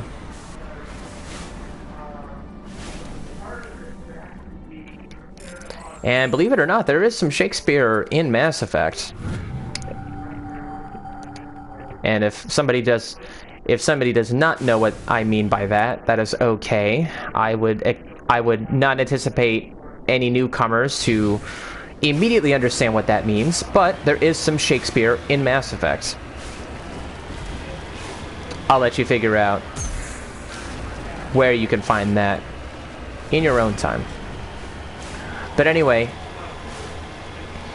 so my first out-of-the-country experience was not London, it was the Bahamas. I went on my high school, not my high school trip, during my summer, before heading to Bradley, I did go to the Bahamas, and that was my first out-of-the-country vacation. But the time after that was London, back in 2012. And it was essentially a combined experience where we were studying abroad for 2 weeks, but at the same time getting ready for a production. And so during that time, I got to meet an amazing amount of coaches, actors, figures like that. And I even saw 14 different theater productions were already planned for us in this study abroad trip of ours, to which we were combining our classes with the Intro to Theater study abroad group. Let's see, did I forget anything? I don't think so. And so I have gone to so many different places in London that it's I'm only going to say a few of them, just because, not to be completely just, full on London-esque during a sci-fi game, but I got to do some workshops at the Shakespeare's Globe in London, and Bradley University did actually pitch into renovating Shakespeare's Globe back in the late 80s, early 90s, I think. I got to literally be on the Globe Shakespeare stage for some of those workshops as well. And some of my acting chops definitely came through there as well. So I'd like to think that I have done my fair share of acting workshops and productivity and all that there with some of the best fellow actors and crew that I could have ever worked with. And then I also mentioned that I got to essentially go to a bunch of different plays, some of which I went on my own. You know, I saved up a lot of money to be able to make that possible, and some of which I was with other friends of mine. So, believe it or not, I actually got to see James Corden, who is the television show host for the late night show now. But back then he was still doing theater. I mean, he's still doing theater now, but back then he was more involved in theater. But he was at the Adelphi Theater in what was the name of it? A Tale of Two Governors? I'm literally forgetting the name of it at this point, but I believe it was a Tale of Two Governors. He is an amazing actor, and he is so... I'll tell you this experience. I had... When James Corden essentially had this little improv bit where he was asking people for sandwiches. And a lot of us are sitting in the front row watching this happen, and one of my theater professors actually had a sandwich from a store called Predamonger. And James Corden was supposed to be asking for hummus, or at least something to eat. And it was supposed to be the person on the edge of us were going to give him hummus. But my theater professor shows up, hands out a sandwich to James Corden. He pauses for a moment, and he just decides to take it and start eating, and he breaks out of character, and it is literally the funniest thing you could have ever witnessed live on a theatrical stage. When somebody is able to break down and the audience really completely loves it, oh my god, it is like one of the best things you could have ever witnessed in a comedic show like that. So I'll talk more about it later, but let's deal with some more enemies.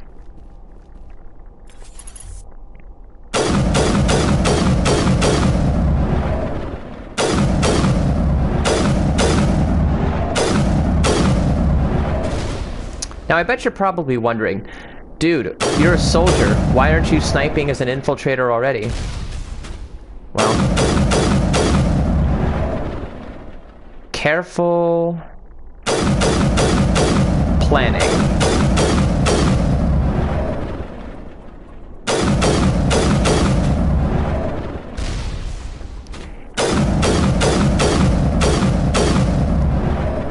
If you really want to play insanity mode, I would highly suggest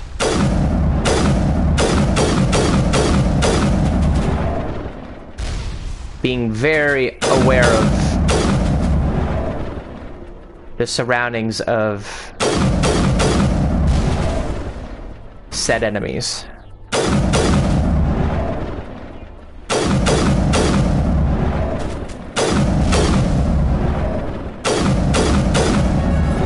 There we go.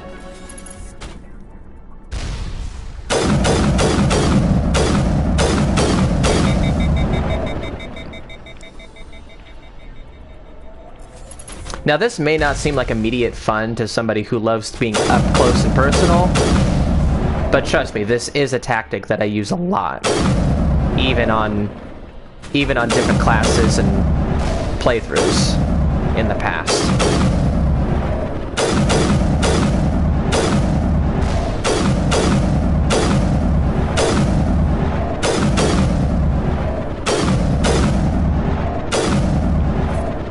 Whee! Anything else? No, currently not. Let's check it out. Nope, of course there's not. I didn't think there'd be.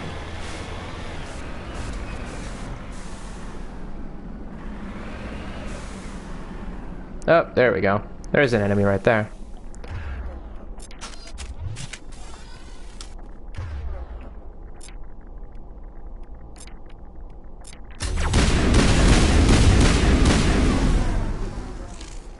That didn't take long. Okay.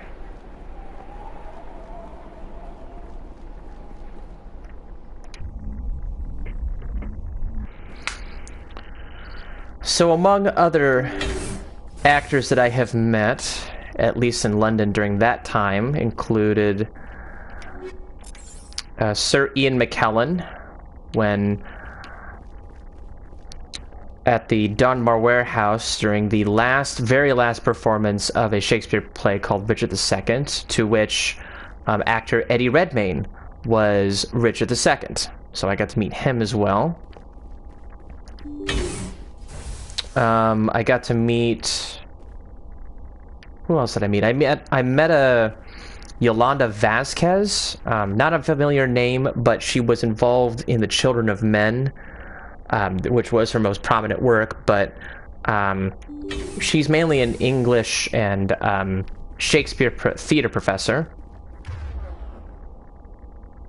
And I believe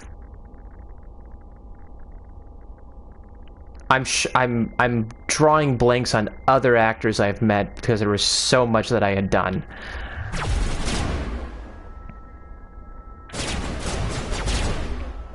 Oh, that's not good. Shit.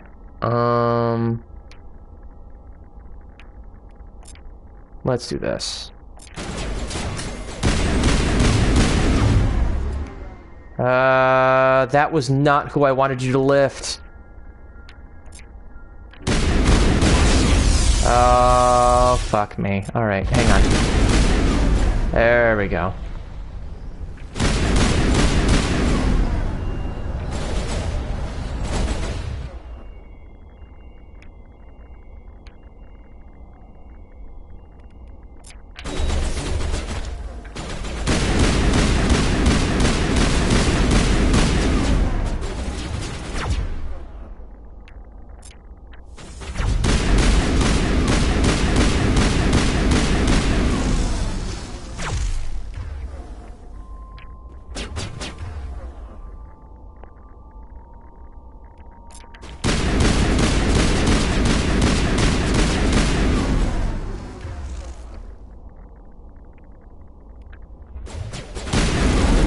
Oh, that's not good.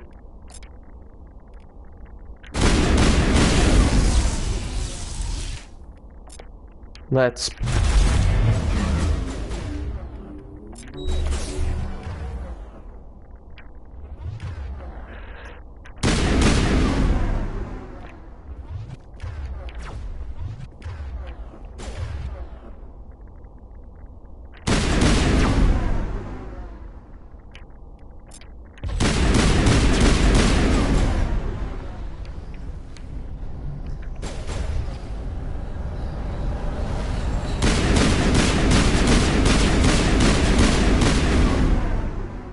crap, here you are. There we go.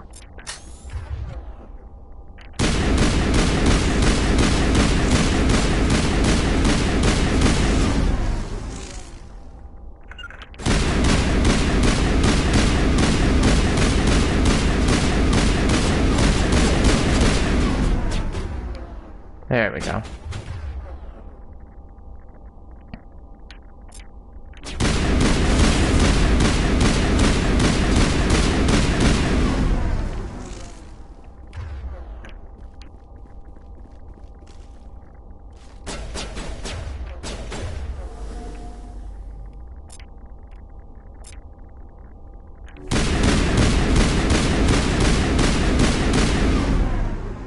Cool.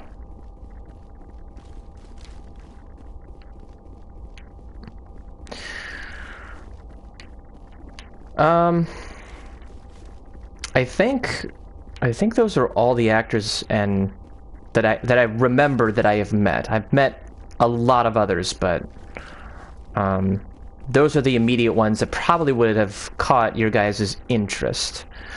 I can tell you from experience that when I first shook Sir Ian McKellen's hand, his hands were, pardon my, you know, sexual innuendo, but smooth. It's like he had lotion on his hands, and it was very, it wasn't even slick, it was just, he had a very firm grip, but he was very smooth about it. he's a very nice individual. He even took a picture with us. I got a signature on a on one of the gosh, what's the name of that? Kind of one of those, you know, brochures that you get about each production and each play. I'm forgetting the name of it. I apologize. I should know this as a theater person, but I don't. At least not immediately.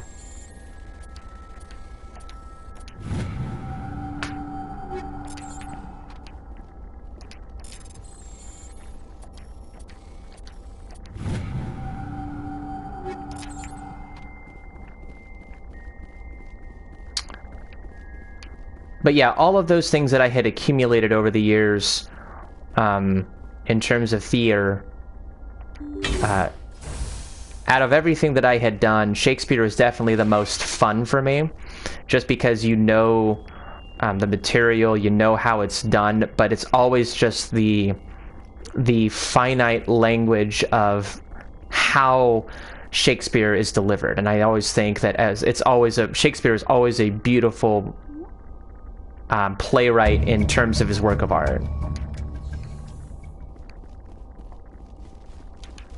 I think that's it. Yeah, that's it. Okay.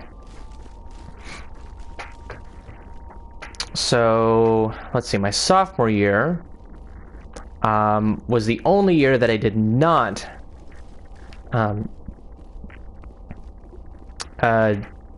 I was not cast in a musical, which was fine. I had no problem with it. But I was involved in a play called The Philadelphia Story as George Kittredge. He's kind of he's a husband, but he's a businessman, and he's not exactly a lovey type person. And then I was in a short play called Saturday Night as Corey, and then I had a very different experience being involved in a play that I didn't even think I was going to be involved in. But there is a play called A Raisin in the Sun. I believe the playwright is Lorraine Ansberry, but I got called back for Joseph Osagai, who is kind of like an important supporting character. But if you don't know A Raisin in the Sun, almost all of the cast is black, and it was very generational and very influential in its time. But at the time, I actually got I didn't actually get cast in A Raisin in the Sun, but about 3 days beforehand, I was like, hey, I heard that you might need some help in terms of additional cast members. And so the director at the time, he actually had me cast in essentially a non-speaking part, which was fine. But I was the moving man, and then I was part of the dancing chorus involved in some of the lyrics that was being introduced and implemented to add to more of A Raisin in the Sun. Not exactly original, but, you know, it was its own thing. Transmission coming in, Commander.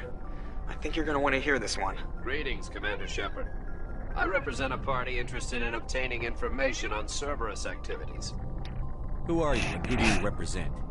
Who I am is inconsequential. Suffice to say, I am an agent for the Shadow Broker. You see, Admiral Kahoku contacted my employer looking for information on the location of any Cerberus facilities.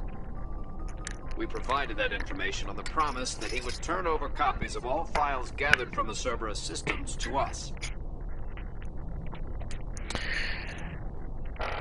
Did you have anything to do with Admiral Kahoku ending up dead? We had no reason to harm him. He was going to provide us with information about Cerberus. Information that is now in your possession. You must have some connection to Cerberus. How else could you tell Kahoku where to find them? Information is our business, Commander. Through our contacts, we were able to determine that the Cerberus group was active in the Voyager cluster. Unfortunately, that was all we were able to find out. That is why we are so interested in acquiring copies of the files from you. These are classified Alliance files. I'm not handing them over to you. Be reasonable, Commander. Cerberus was operating outside Alliance jurisdiction. You don't owe them any loyalty. The Alliance is just going to file this information away in some archive. But no secret stays hidden forever. Eventually, someone somewhere will deliver it into our hands. Might as well be you. Transmit the files to us and you will be well compensated. What are you going to do with this information? Information is a commodity. It can be bought, sold, or traded. Why my employer desires this information is not my concern. I am only the buyer. So, this is not really life-breaking or groundbreaking, but it does build into the world around Mass Effect, and in this particular case, I'm still going to be a Paragon and not trust him. My loyalty is to the Alliance, not the Shadow Broker. That is unfortunate, Commander. My employer will remember this the next time you need something from us.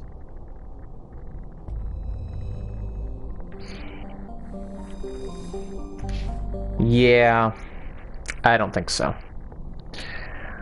Okay, now we have gotten enough rare earths and gases. We've got some light metals and heavy metals to deal with. We've dealt with Solarian ID tags. We're almost done with terrain emblems. So now is the part where I go into the besieged base, which is in the Hades Gamma cluster in the Kochi system. There is technically another system. I don't know. I think we can actually head there, but there's actually 2 missions to be able to hit when you head into the Hades Gamma cluster, and that is, one of them is the besieged base, which you just noticed or saw, but the other one is called the Negotiation, and that is more of the Renegade version of getting 80%. But you can get both missions doing, getting either 80% Paragon or Renegade. So, if you don't want to be completely tied to just getting one thing or another, you can go full Paragon or full Renegade, or even use up all of your points to... Ah, here we go. Okay. So, this is Plutus. This is actually where the negotiation mission is going to be. And then Caucasus is where we're going to be heading to next. So, we are going to be heading to Plutus. But let's head here first.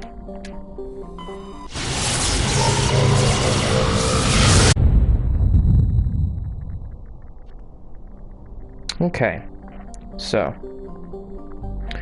got a few places here to look into. Sayarter.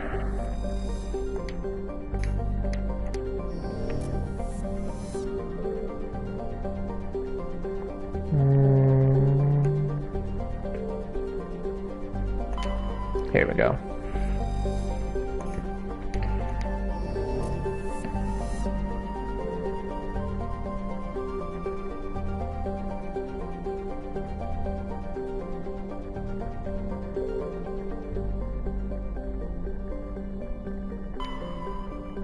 Yeah, this should be fine. Okay, so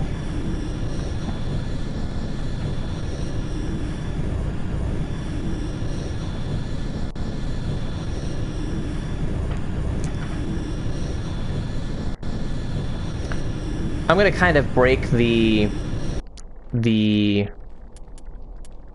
varietal mend here, so to speak. This is gonna be, this specific mission, that is the besieged base, is going to be more combat heavy. So in this particular case, I'm gonna hold off on Ashley and Gareth for the time being and go for other characters to start.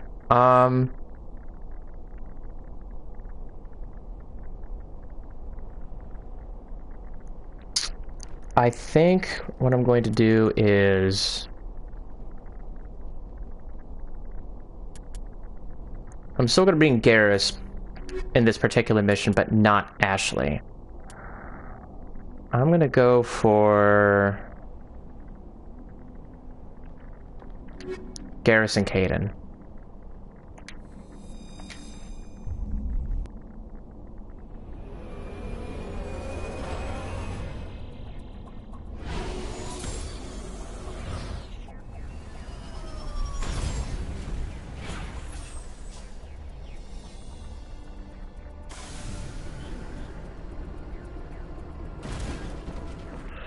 Alright, now,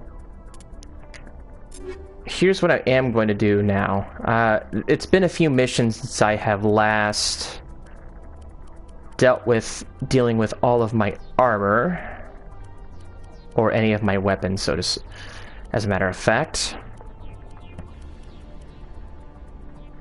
Nah, I still like my mercenary armor.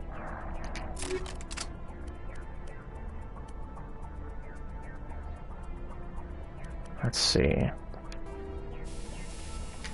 That's fine. Ooh. Sure, let's do that.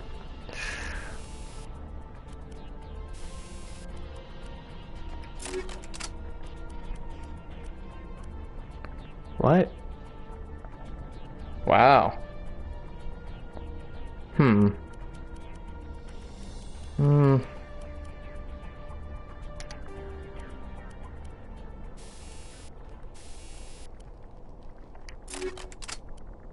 I don't know why I'm hearing sound effects already. I haven't even done anything.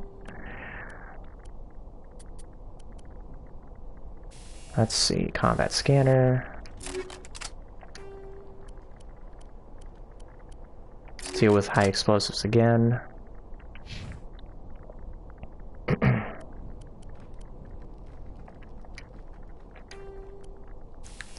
Let's deal with that this time.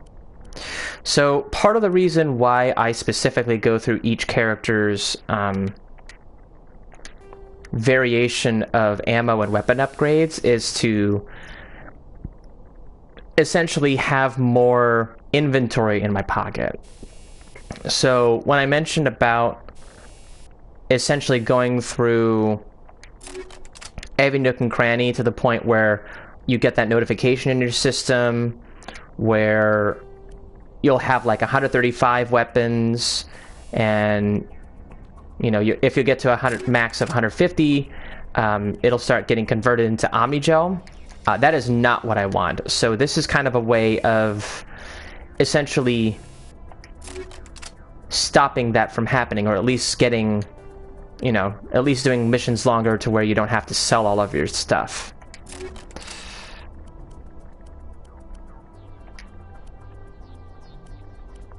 Ah, the Savant. I love Savants. I love those biotic amps. Okay. I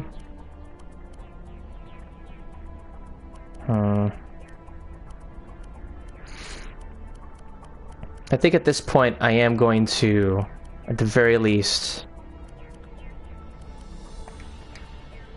implement this. Not because there's less shields or less damage protection, but just so that I can save up on more stuff.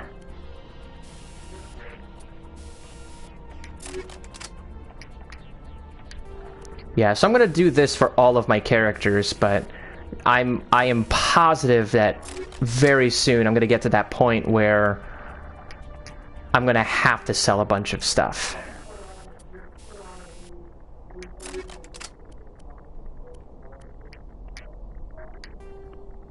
Polonium rounds.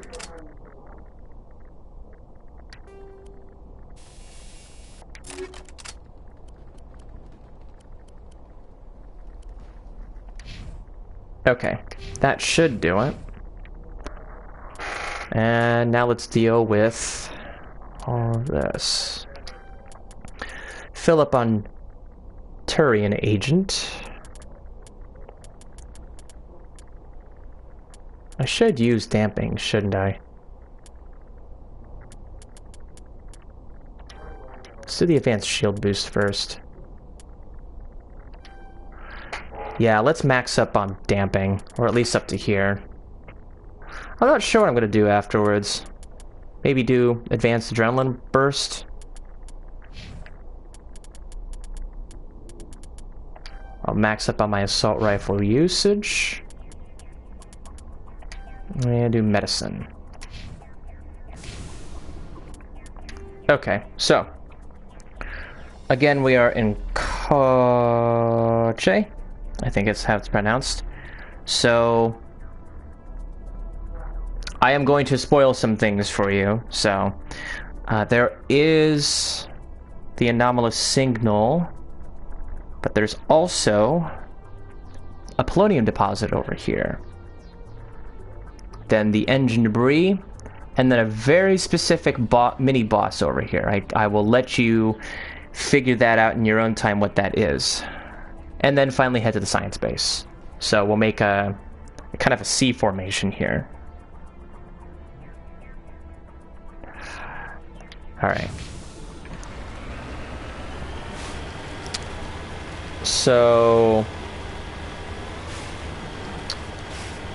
I think the last theatrical thing that I mentioned was a Raisin in the Sun. So I may have gotten my narrative wrong here. So I was actually working on this particular production as what they call a prop runner in production and crew. And so what that essentially means is that you're dealing with all of the props in a specific play. That could be, you know, cups, that could be certain items, that could literally be anything. Interesting.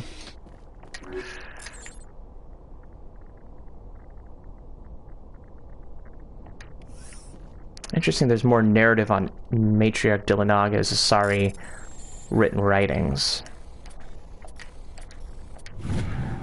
Though they do come into play for a very specific mission in Mass Effect 3. I will not let you know what that is until we actually get to that point. But yes, I do plan on playing straight into Mass Effect 2 and 3 when we get to that point. So next up is the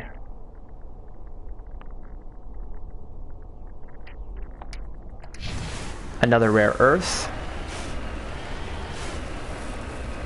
Never hurts to have more money in your pocket. But I was actually days before we actually went into performing the show for real. I was literally asked by the director, "Hey, we need an extra moving. We need a character to. We need another character to cast called the Moving Man. It's a no speaking part, and we figure we would, you know, have you involved in it. What do you say?" And I'm like, yeah, I would be very down for that. I would be honored. So it's not every day where you're asked and as a crew member to work as an actor, but because I've done my fair share of theater performing at the time, and I was one of the few people who was not, who had auditioned and got called back for actual roles in a production that was mainly black. I was like, hey, I'm very happy to help out and really be a part of this. So, I was treated like any other, theatrical performer, human being, cast member, however you want to say it. But it was very reassuring that even in the most unlikeliest of situations, you could still be involved in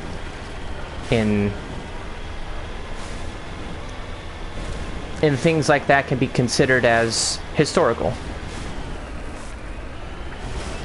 And then my junior year, I was involved in a musical that originally was supposed to be Chicago, but some other theatrical venue was already performing it when we were planning on doing it, so we decided to do Sideshow. And that actually, the musical Sideshow is essentially about two twins conjoined at the hip. Back in the vaudeville eras, it was Daisy and Violet Hilton, and it's essentially their trials and tribulations into the entertainment industry and vaudeville, essentially. And so I played a character named Buddy Foster, and he has one of my most favorite parts in it, which is a specific song and performance that I actually remember hearing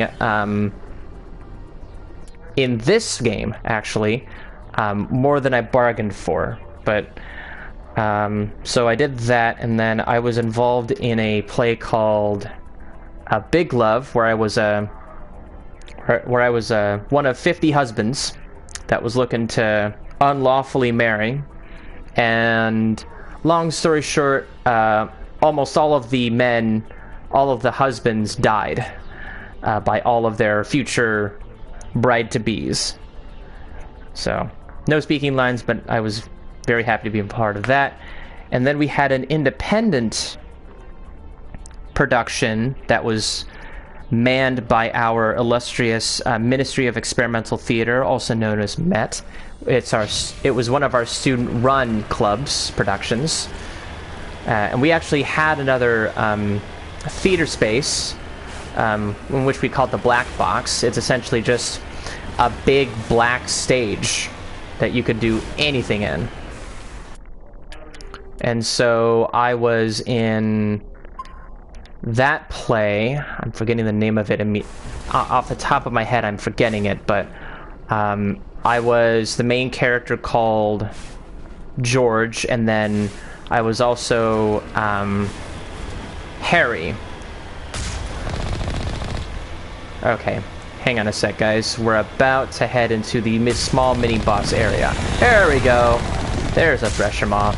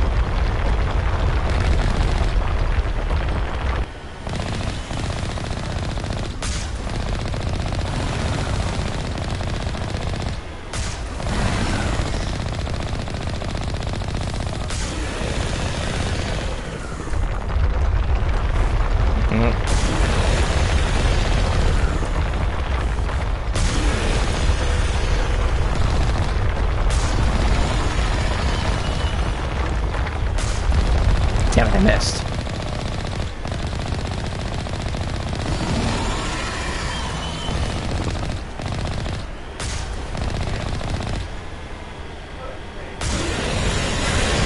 Woo, that was close.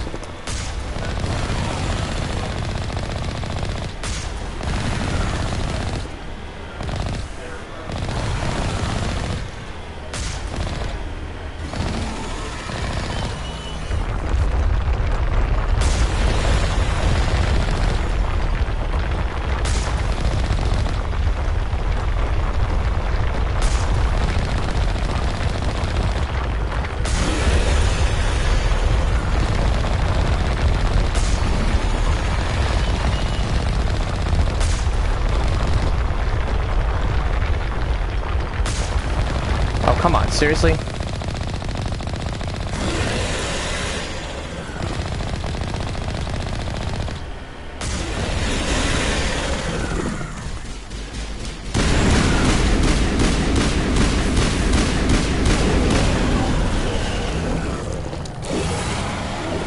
There we go.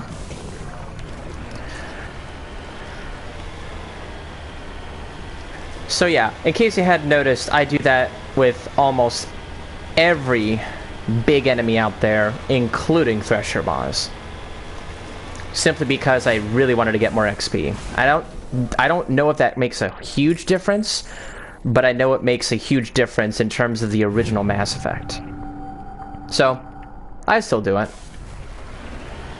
Okay, now we have dealt with that.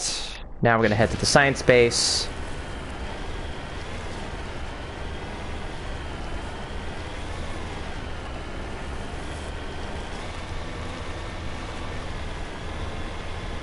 Oh, and I don't always use Omnigel. I've only had to use Omnigel at least once. Just once. Throughout this entire playthrough so far. That almost never happens for me.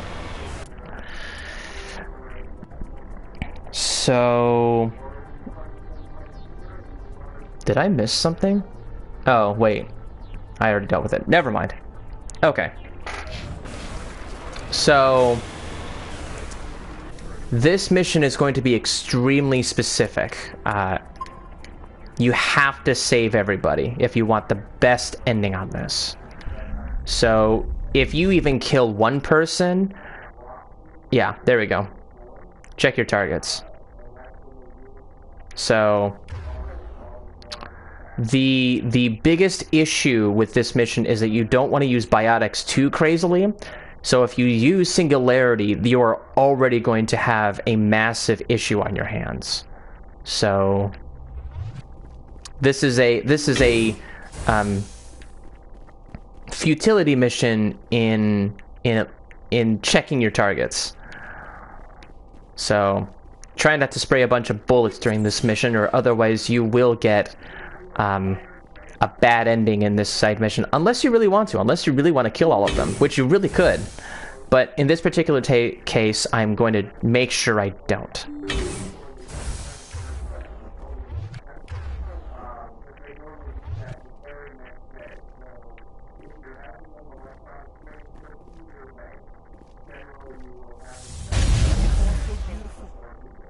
Can you see it? No, I cannot.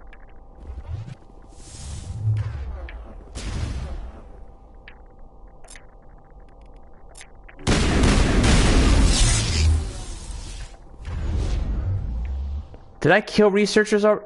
No! Gosh darn it.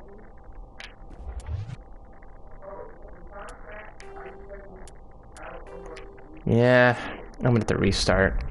Sorry, guys. Yeah, so this is you even have to be aware of your environments, because if you even shoot a canister where you don't even see a person right next to you, or a researcher, you will end up killing a researcher. So it's going to be very, very important.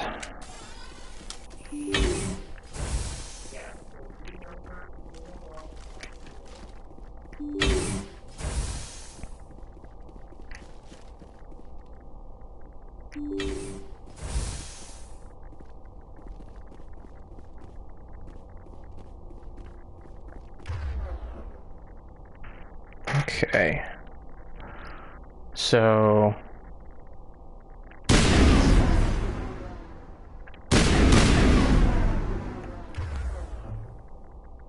I'm just gonna try and make sure I don't hurt anybody.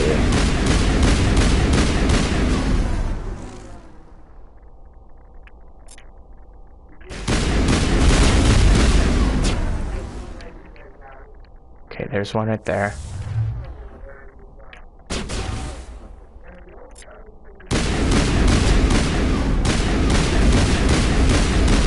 Oh, hello.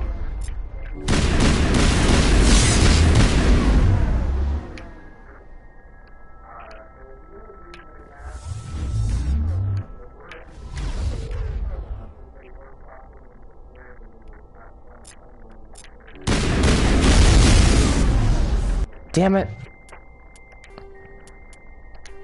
Ah.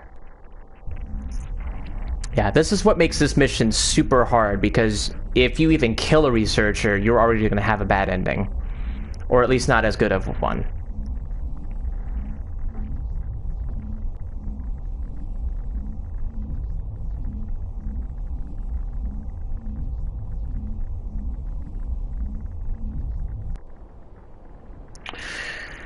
You know what? I'm also gonna make sure I don't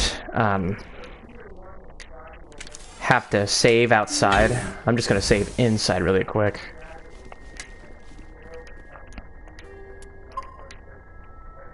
If this was an Iron Man mode playthrough, honestly, I would not be able to effectively save everybody. It just would not be humanly possible.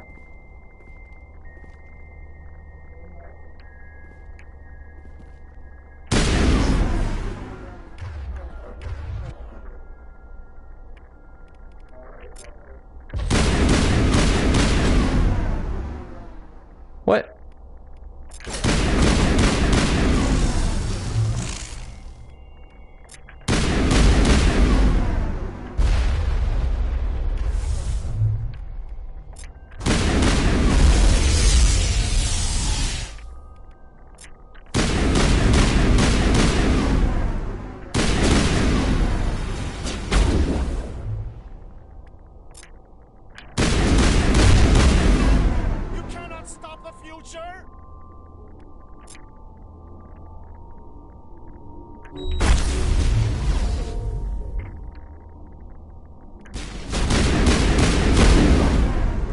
Damn.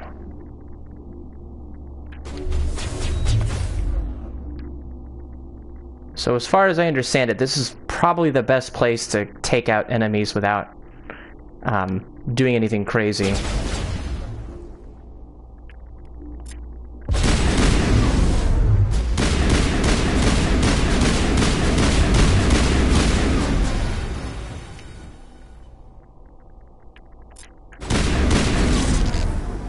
Try not to shoot that canister. There we go.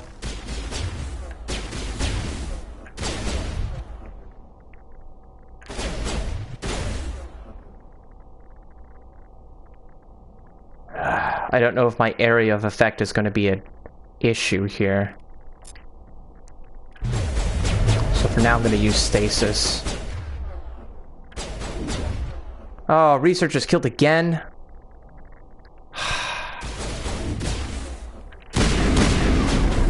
This is what makes this super hard. Like really, really hard. I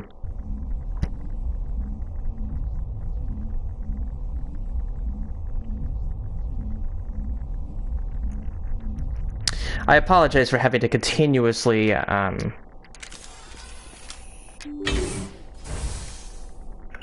make sure I don't kill anyone, but like I said, it's really hard.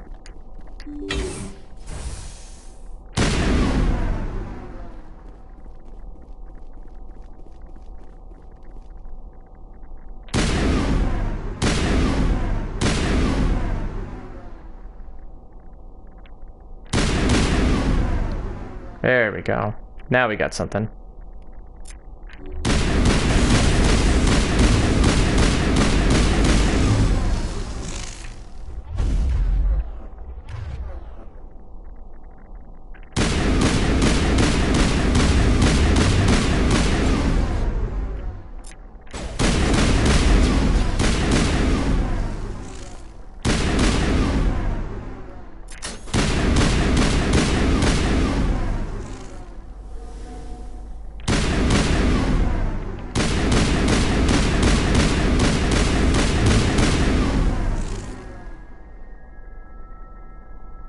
Form up.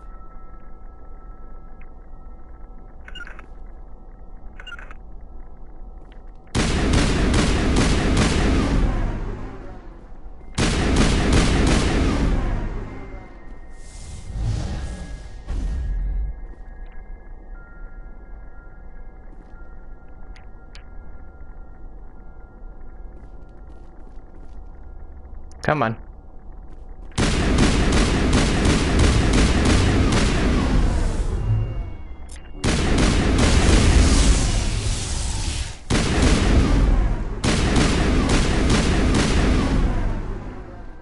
Alright.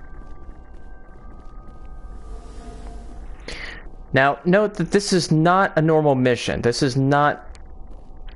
I don't normally do this mission. No, no, no, no.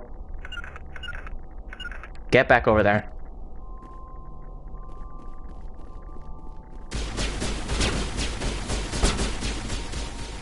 We're gonna doubly make sure that nobody actually... There we go.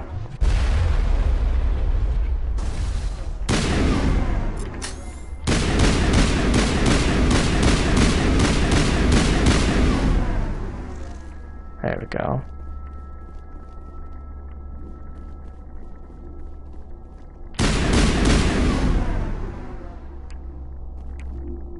Okay.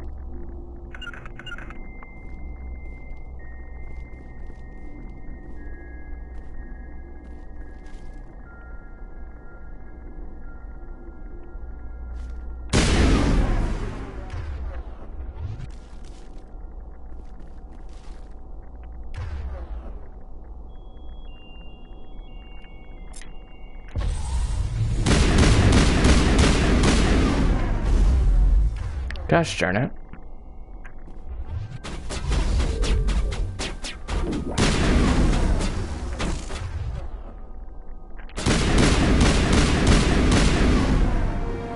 There we go. That is the best ending.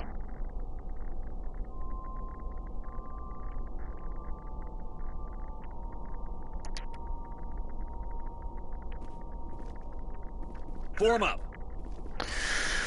Yeah. So I guess the best way to... I can't stop it. I can't stop it. It's all spinning away. I guess the best way to go about... Yeah, there's even a containment cell right there. I guess the best thing to do in terms of this mission, if you want to save everybody, is to do what I just did. Excuse me. Which is just hanging back, letting them come to you, and then attacking them from kind of the other side of the platform. Can you feel me growing? I'm gonna bring it all! Well, shit.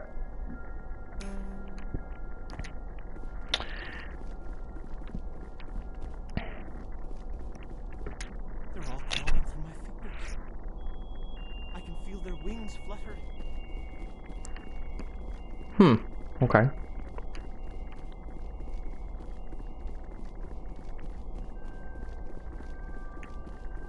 They come toward you. Look at them. Have to look away. Keep moving. They can't steal your mouth. They can't steal your mouth? Excuse me.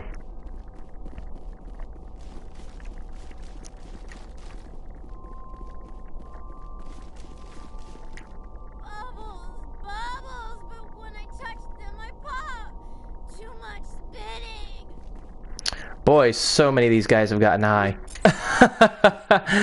God, I wonder what they smoked. Or injected.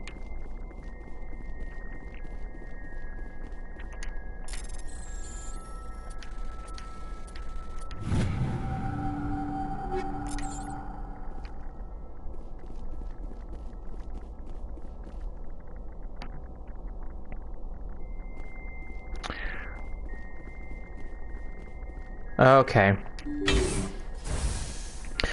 I was just looking at my previous resume from way back when, and They're in my head. All of them. With knives. so after Big Love, I did a independent theater production of a play called The Actor's Nightmare. And then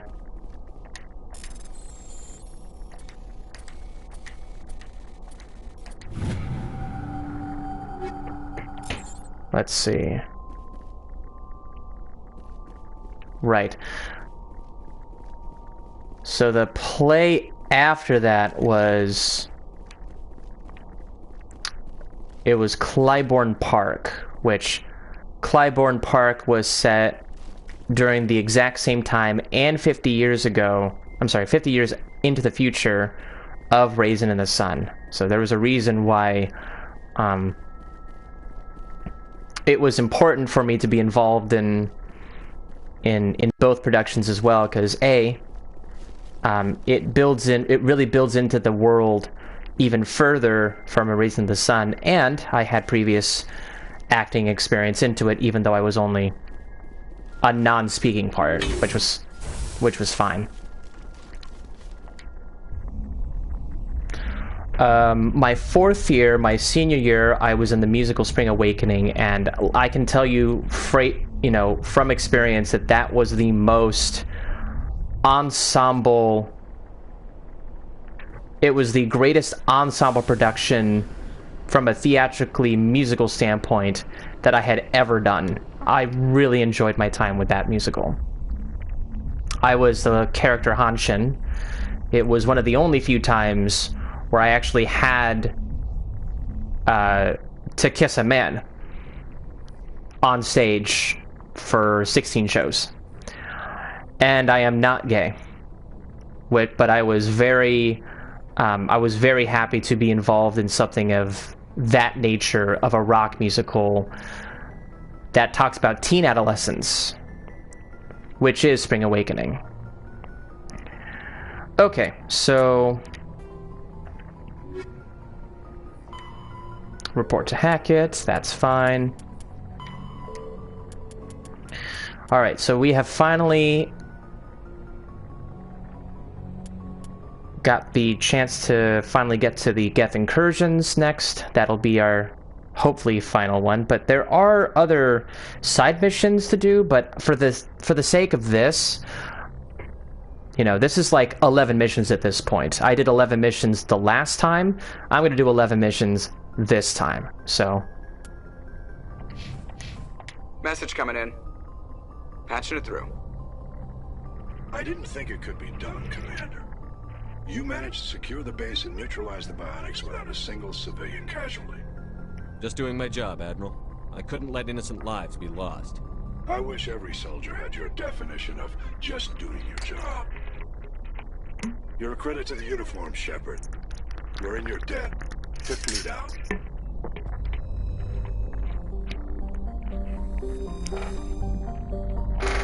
You'll have to excuse me, as sometimes my chair likes to make noises back and forth, as well as... Oh, duh. Plutus. This is now the 12th mission. I also had to drink my water, so keep yourself hydrated, guys. Oh, but wait a minute. I didn't get introduced. Okay, so here's the issue here. The only way that you can get to this specific mission, excuse me, is if you actually did 80%, if you did fill 80% of Shepard's Renegade meter. This is the only way that you can actually get into this mission. It is not physically possible to actually do said missions without, one, going in Kohei and doing the Besieged Base mission in Paragon. You can't do that in Renegade. With Renegade, you deal with the negotiation. But you can activate both planets regardless of Paragon or Renegade. You can still head into the planets, but you can't do the certain missions until you hit 80% Renegade and 80% Paragon. So if you ever go to Novaria and do that little cheat that I mentioned and actually go to that point where you picked up enough points to make sure that you have 100% Renegade and Paragon, then you can do both of these missions at the same time.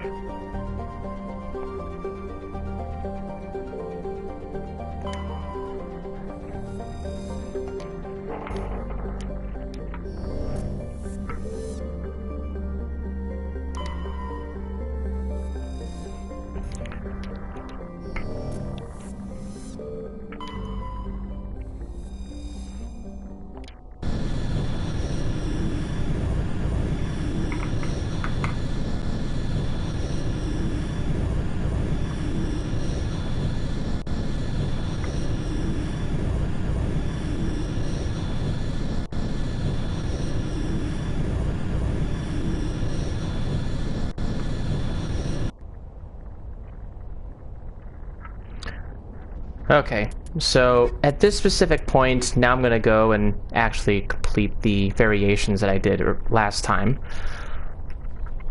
only to do this.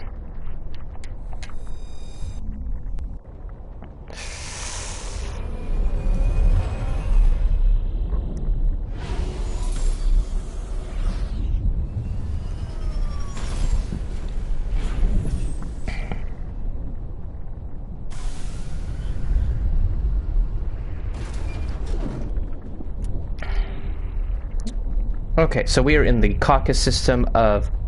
I'm sorry, Plutus system of Nonuel. Now, the Warlord's outpost, his name is Darius, is over here, but we will not be able to enter in. As far as I understand it, I don't think it can be done with just 100% Paragon. You have to have at least 80% Renegade to activate that particular side mission. So, here's what we're going to do.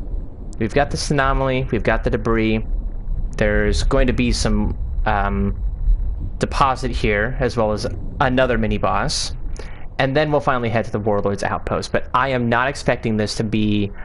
I do not expect this particular exploration of this planet is going to take long.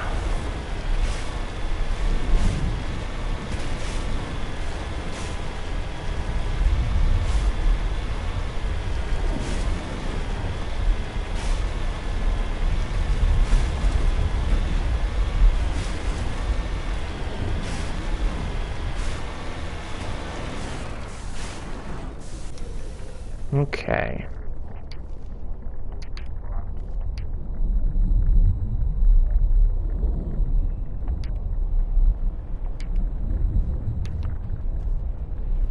And I believe that's it. Oh, wait. There we go.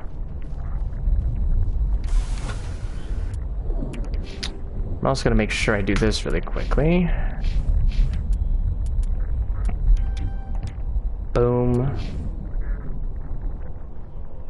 Oh my god. I've never seen Garrus without his visor.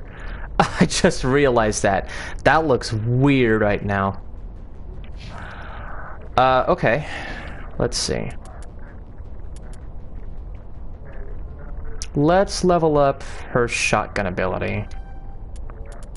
I'll probably give her fitness afterwards, but I'm not going to have her use sniper rifles or pistols.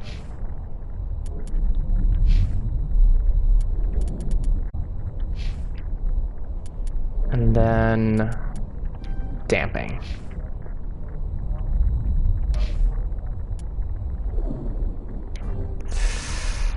Alright, let's hit here. Oh, my 4th year, I did Spring Awakening.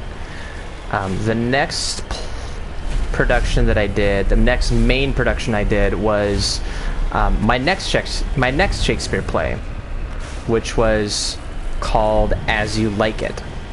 I was... Who was I?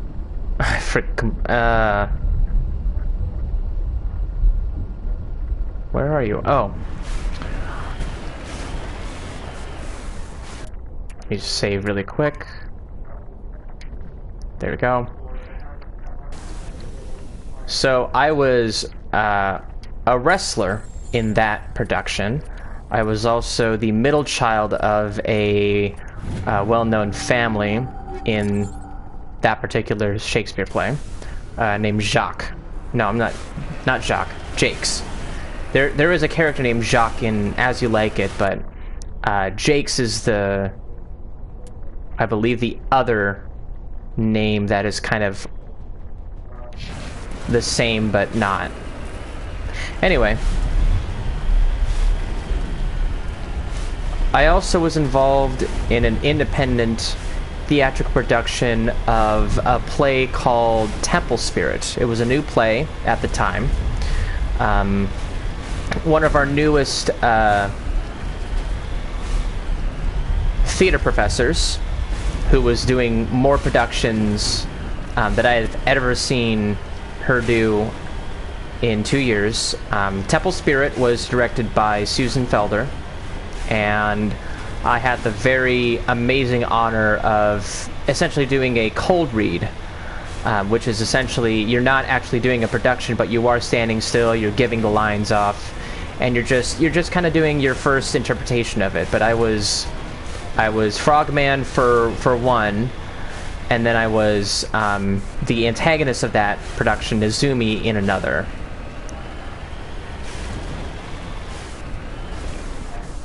Okay, hang on a sec, guys. There's gonna be there's got yup, there he is. You need to turn back, Commander. You're going beyond the limits of the operational area. Yeah, I'm aware of that. Ah, crap. You need to turn back, Commander. You're going beyond the limits of the operational area.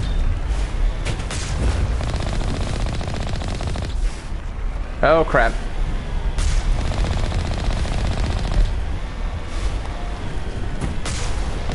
Oh man, you are super close. You're going beyond the range of the operational area. You need to turn back, Commander. Shut up, Joker. To the operational area.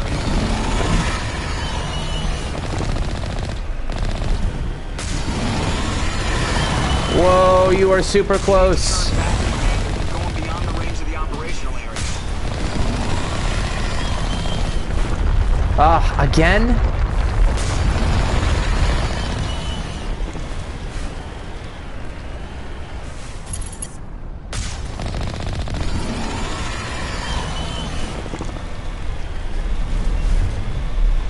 You need to turn back, Commander. You're going beyond the range of the operational I don't area. care.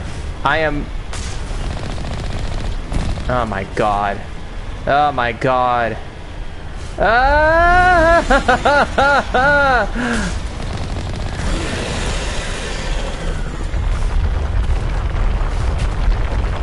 Oh my god, he's so much faster than I remember. You need to turn back, Commander. You're going beyond the range of the operational area. You need to turn back, Commander. You're going beyond the range of the operational area.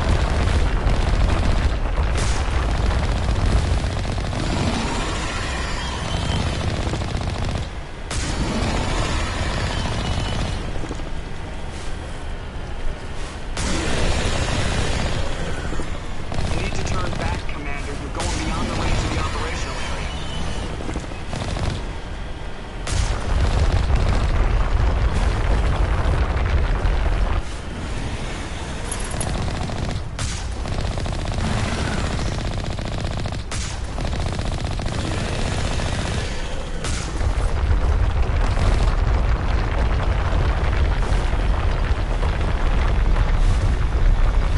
You need to turn back, Commander. You're going beyond the range of the operational area.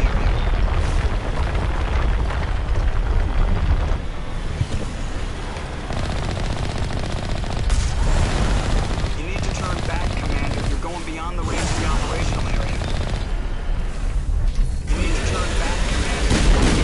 of the operational area.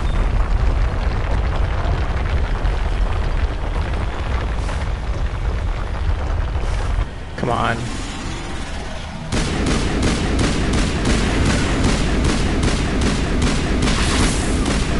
There we go. Woo!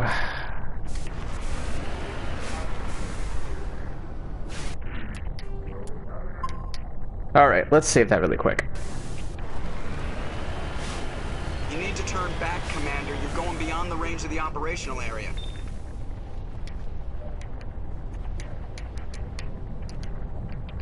Ah, come on, seriously? It did it on me again. I have to reload. Okay, so now that we dealt with that...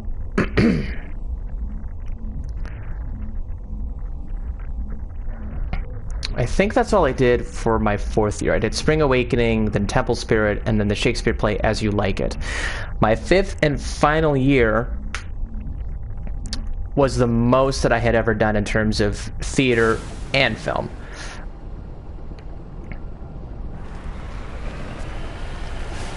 You need to turn back, Commander. You're going beyond the range of the operational area.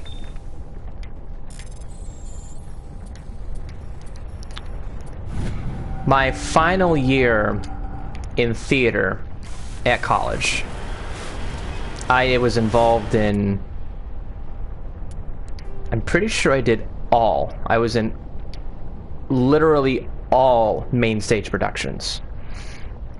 So I was in High Fidelity, which is a musical. I was a character named Dick, which was one of the most important characters that I had ever done.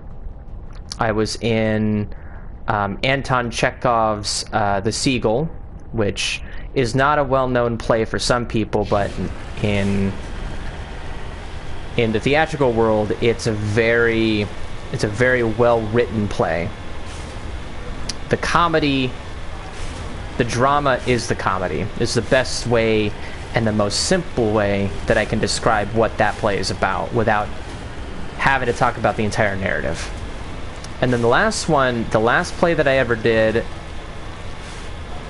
the last play that I did in college was called Our Country's Good. And it's about an officer who hires a bunch of convicts to essentially do a play.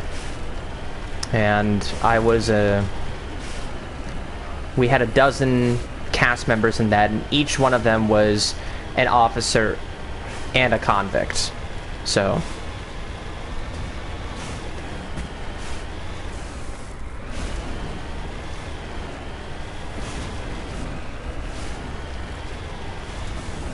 here we are. And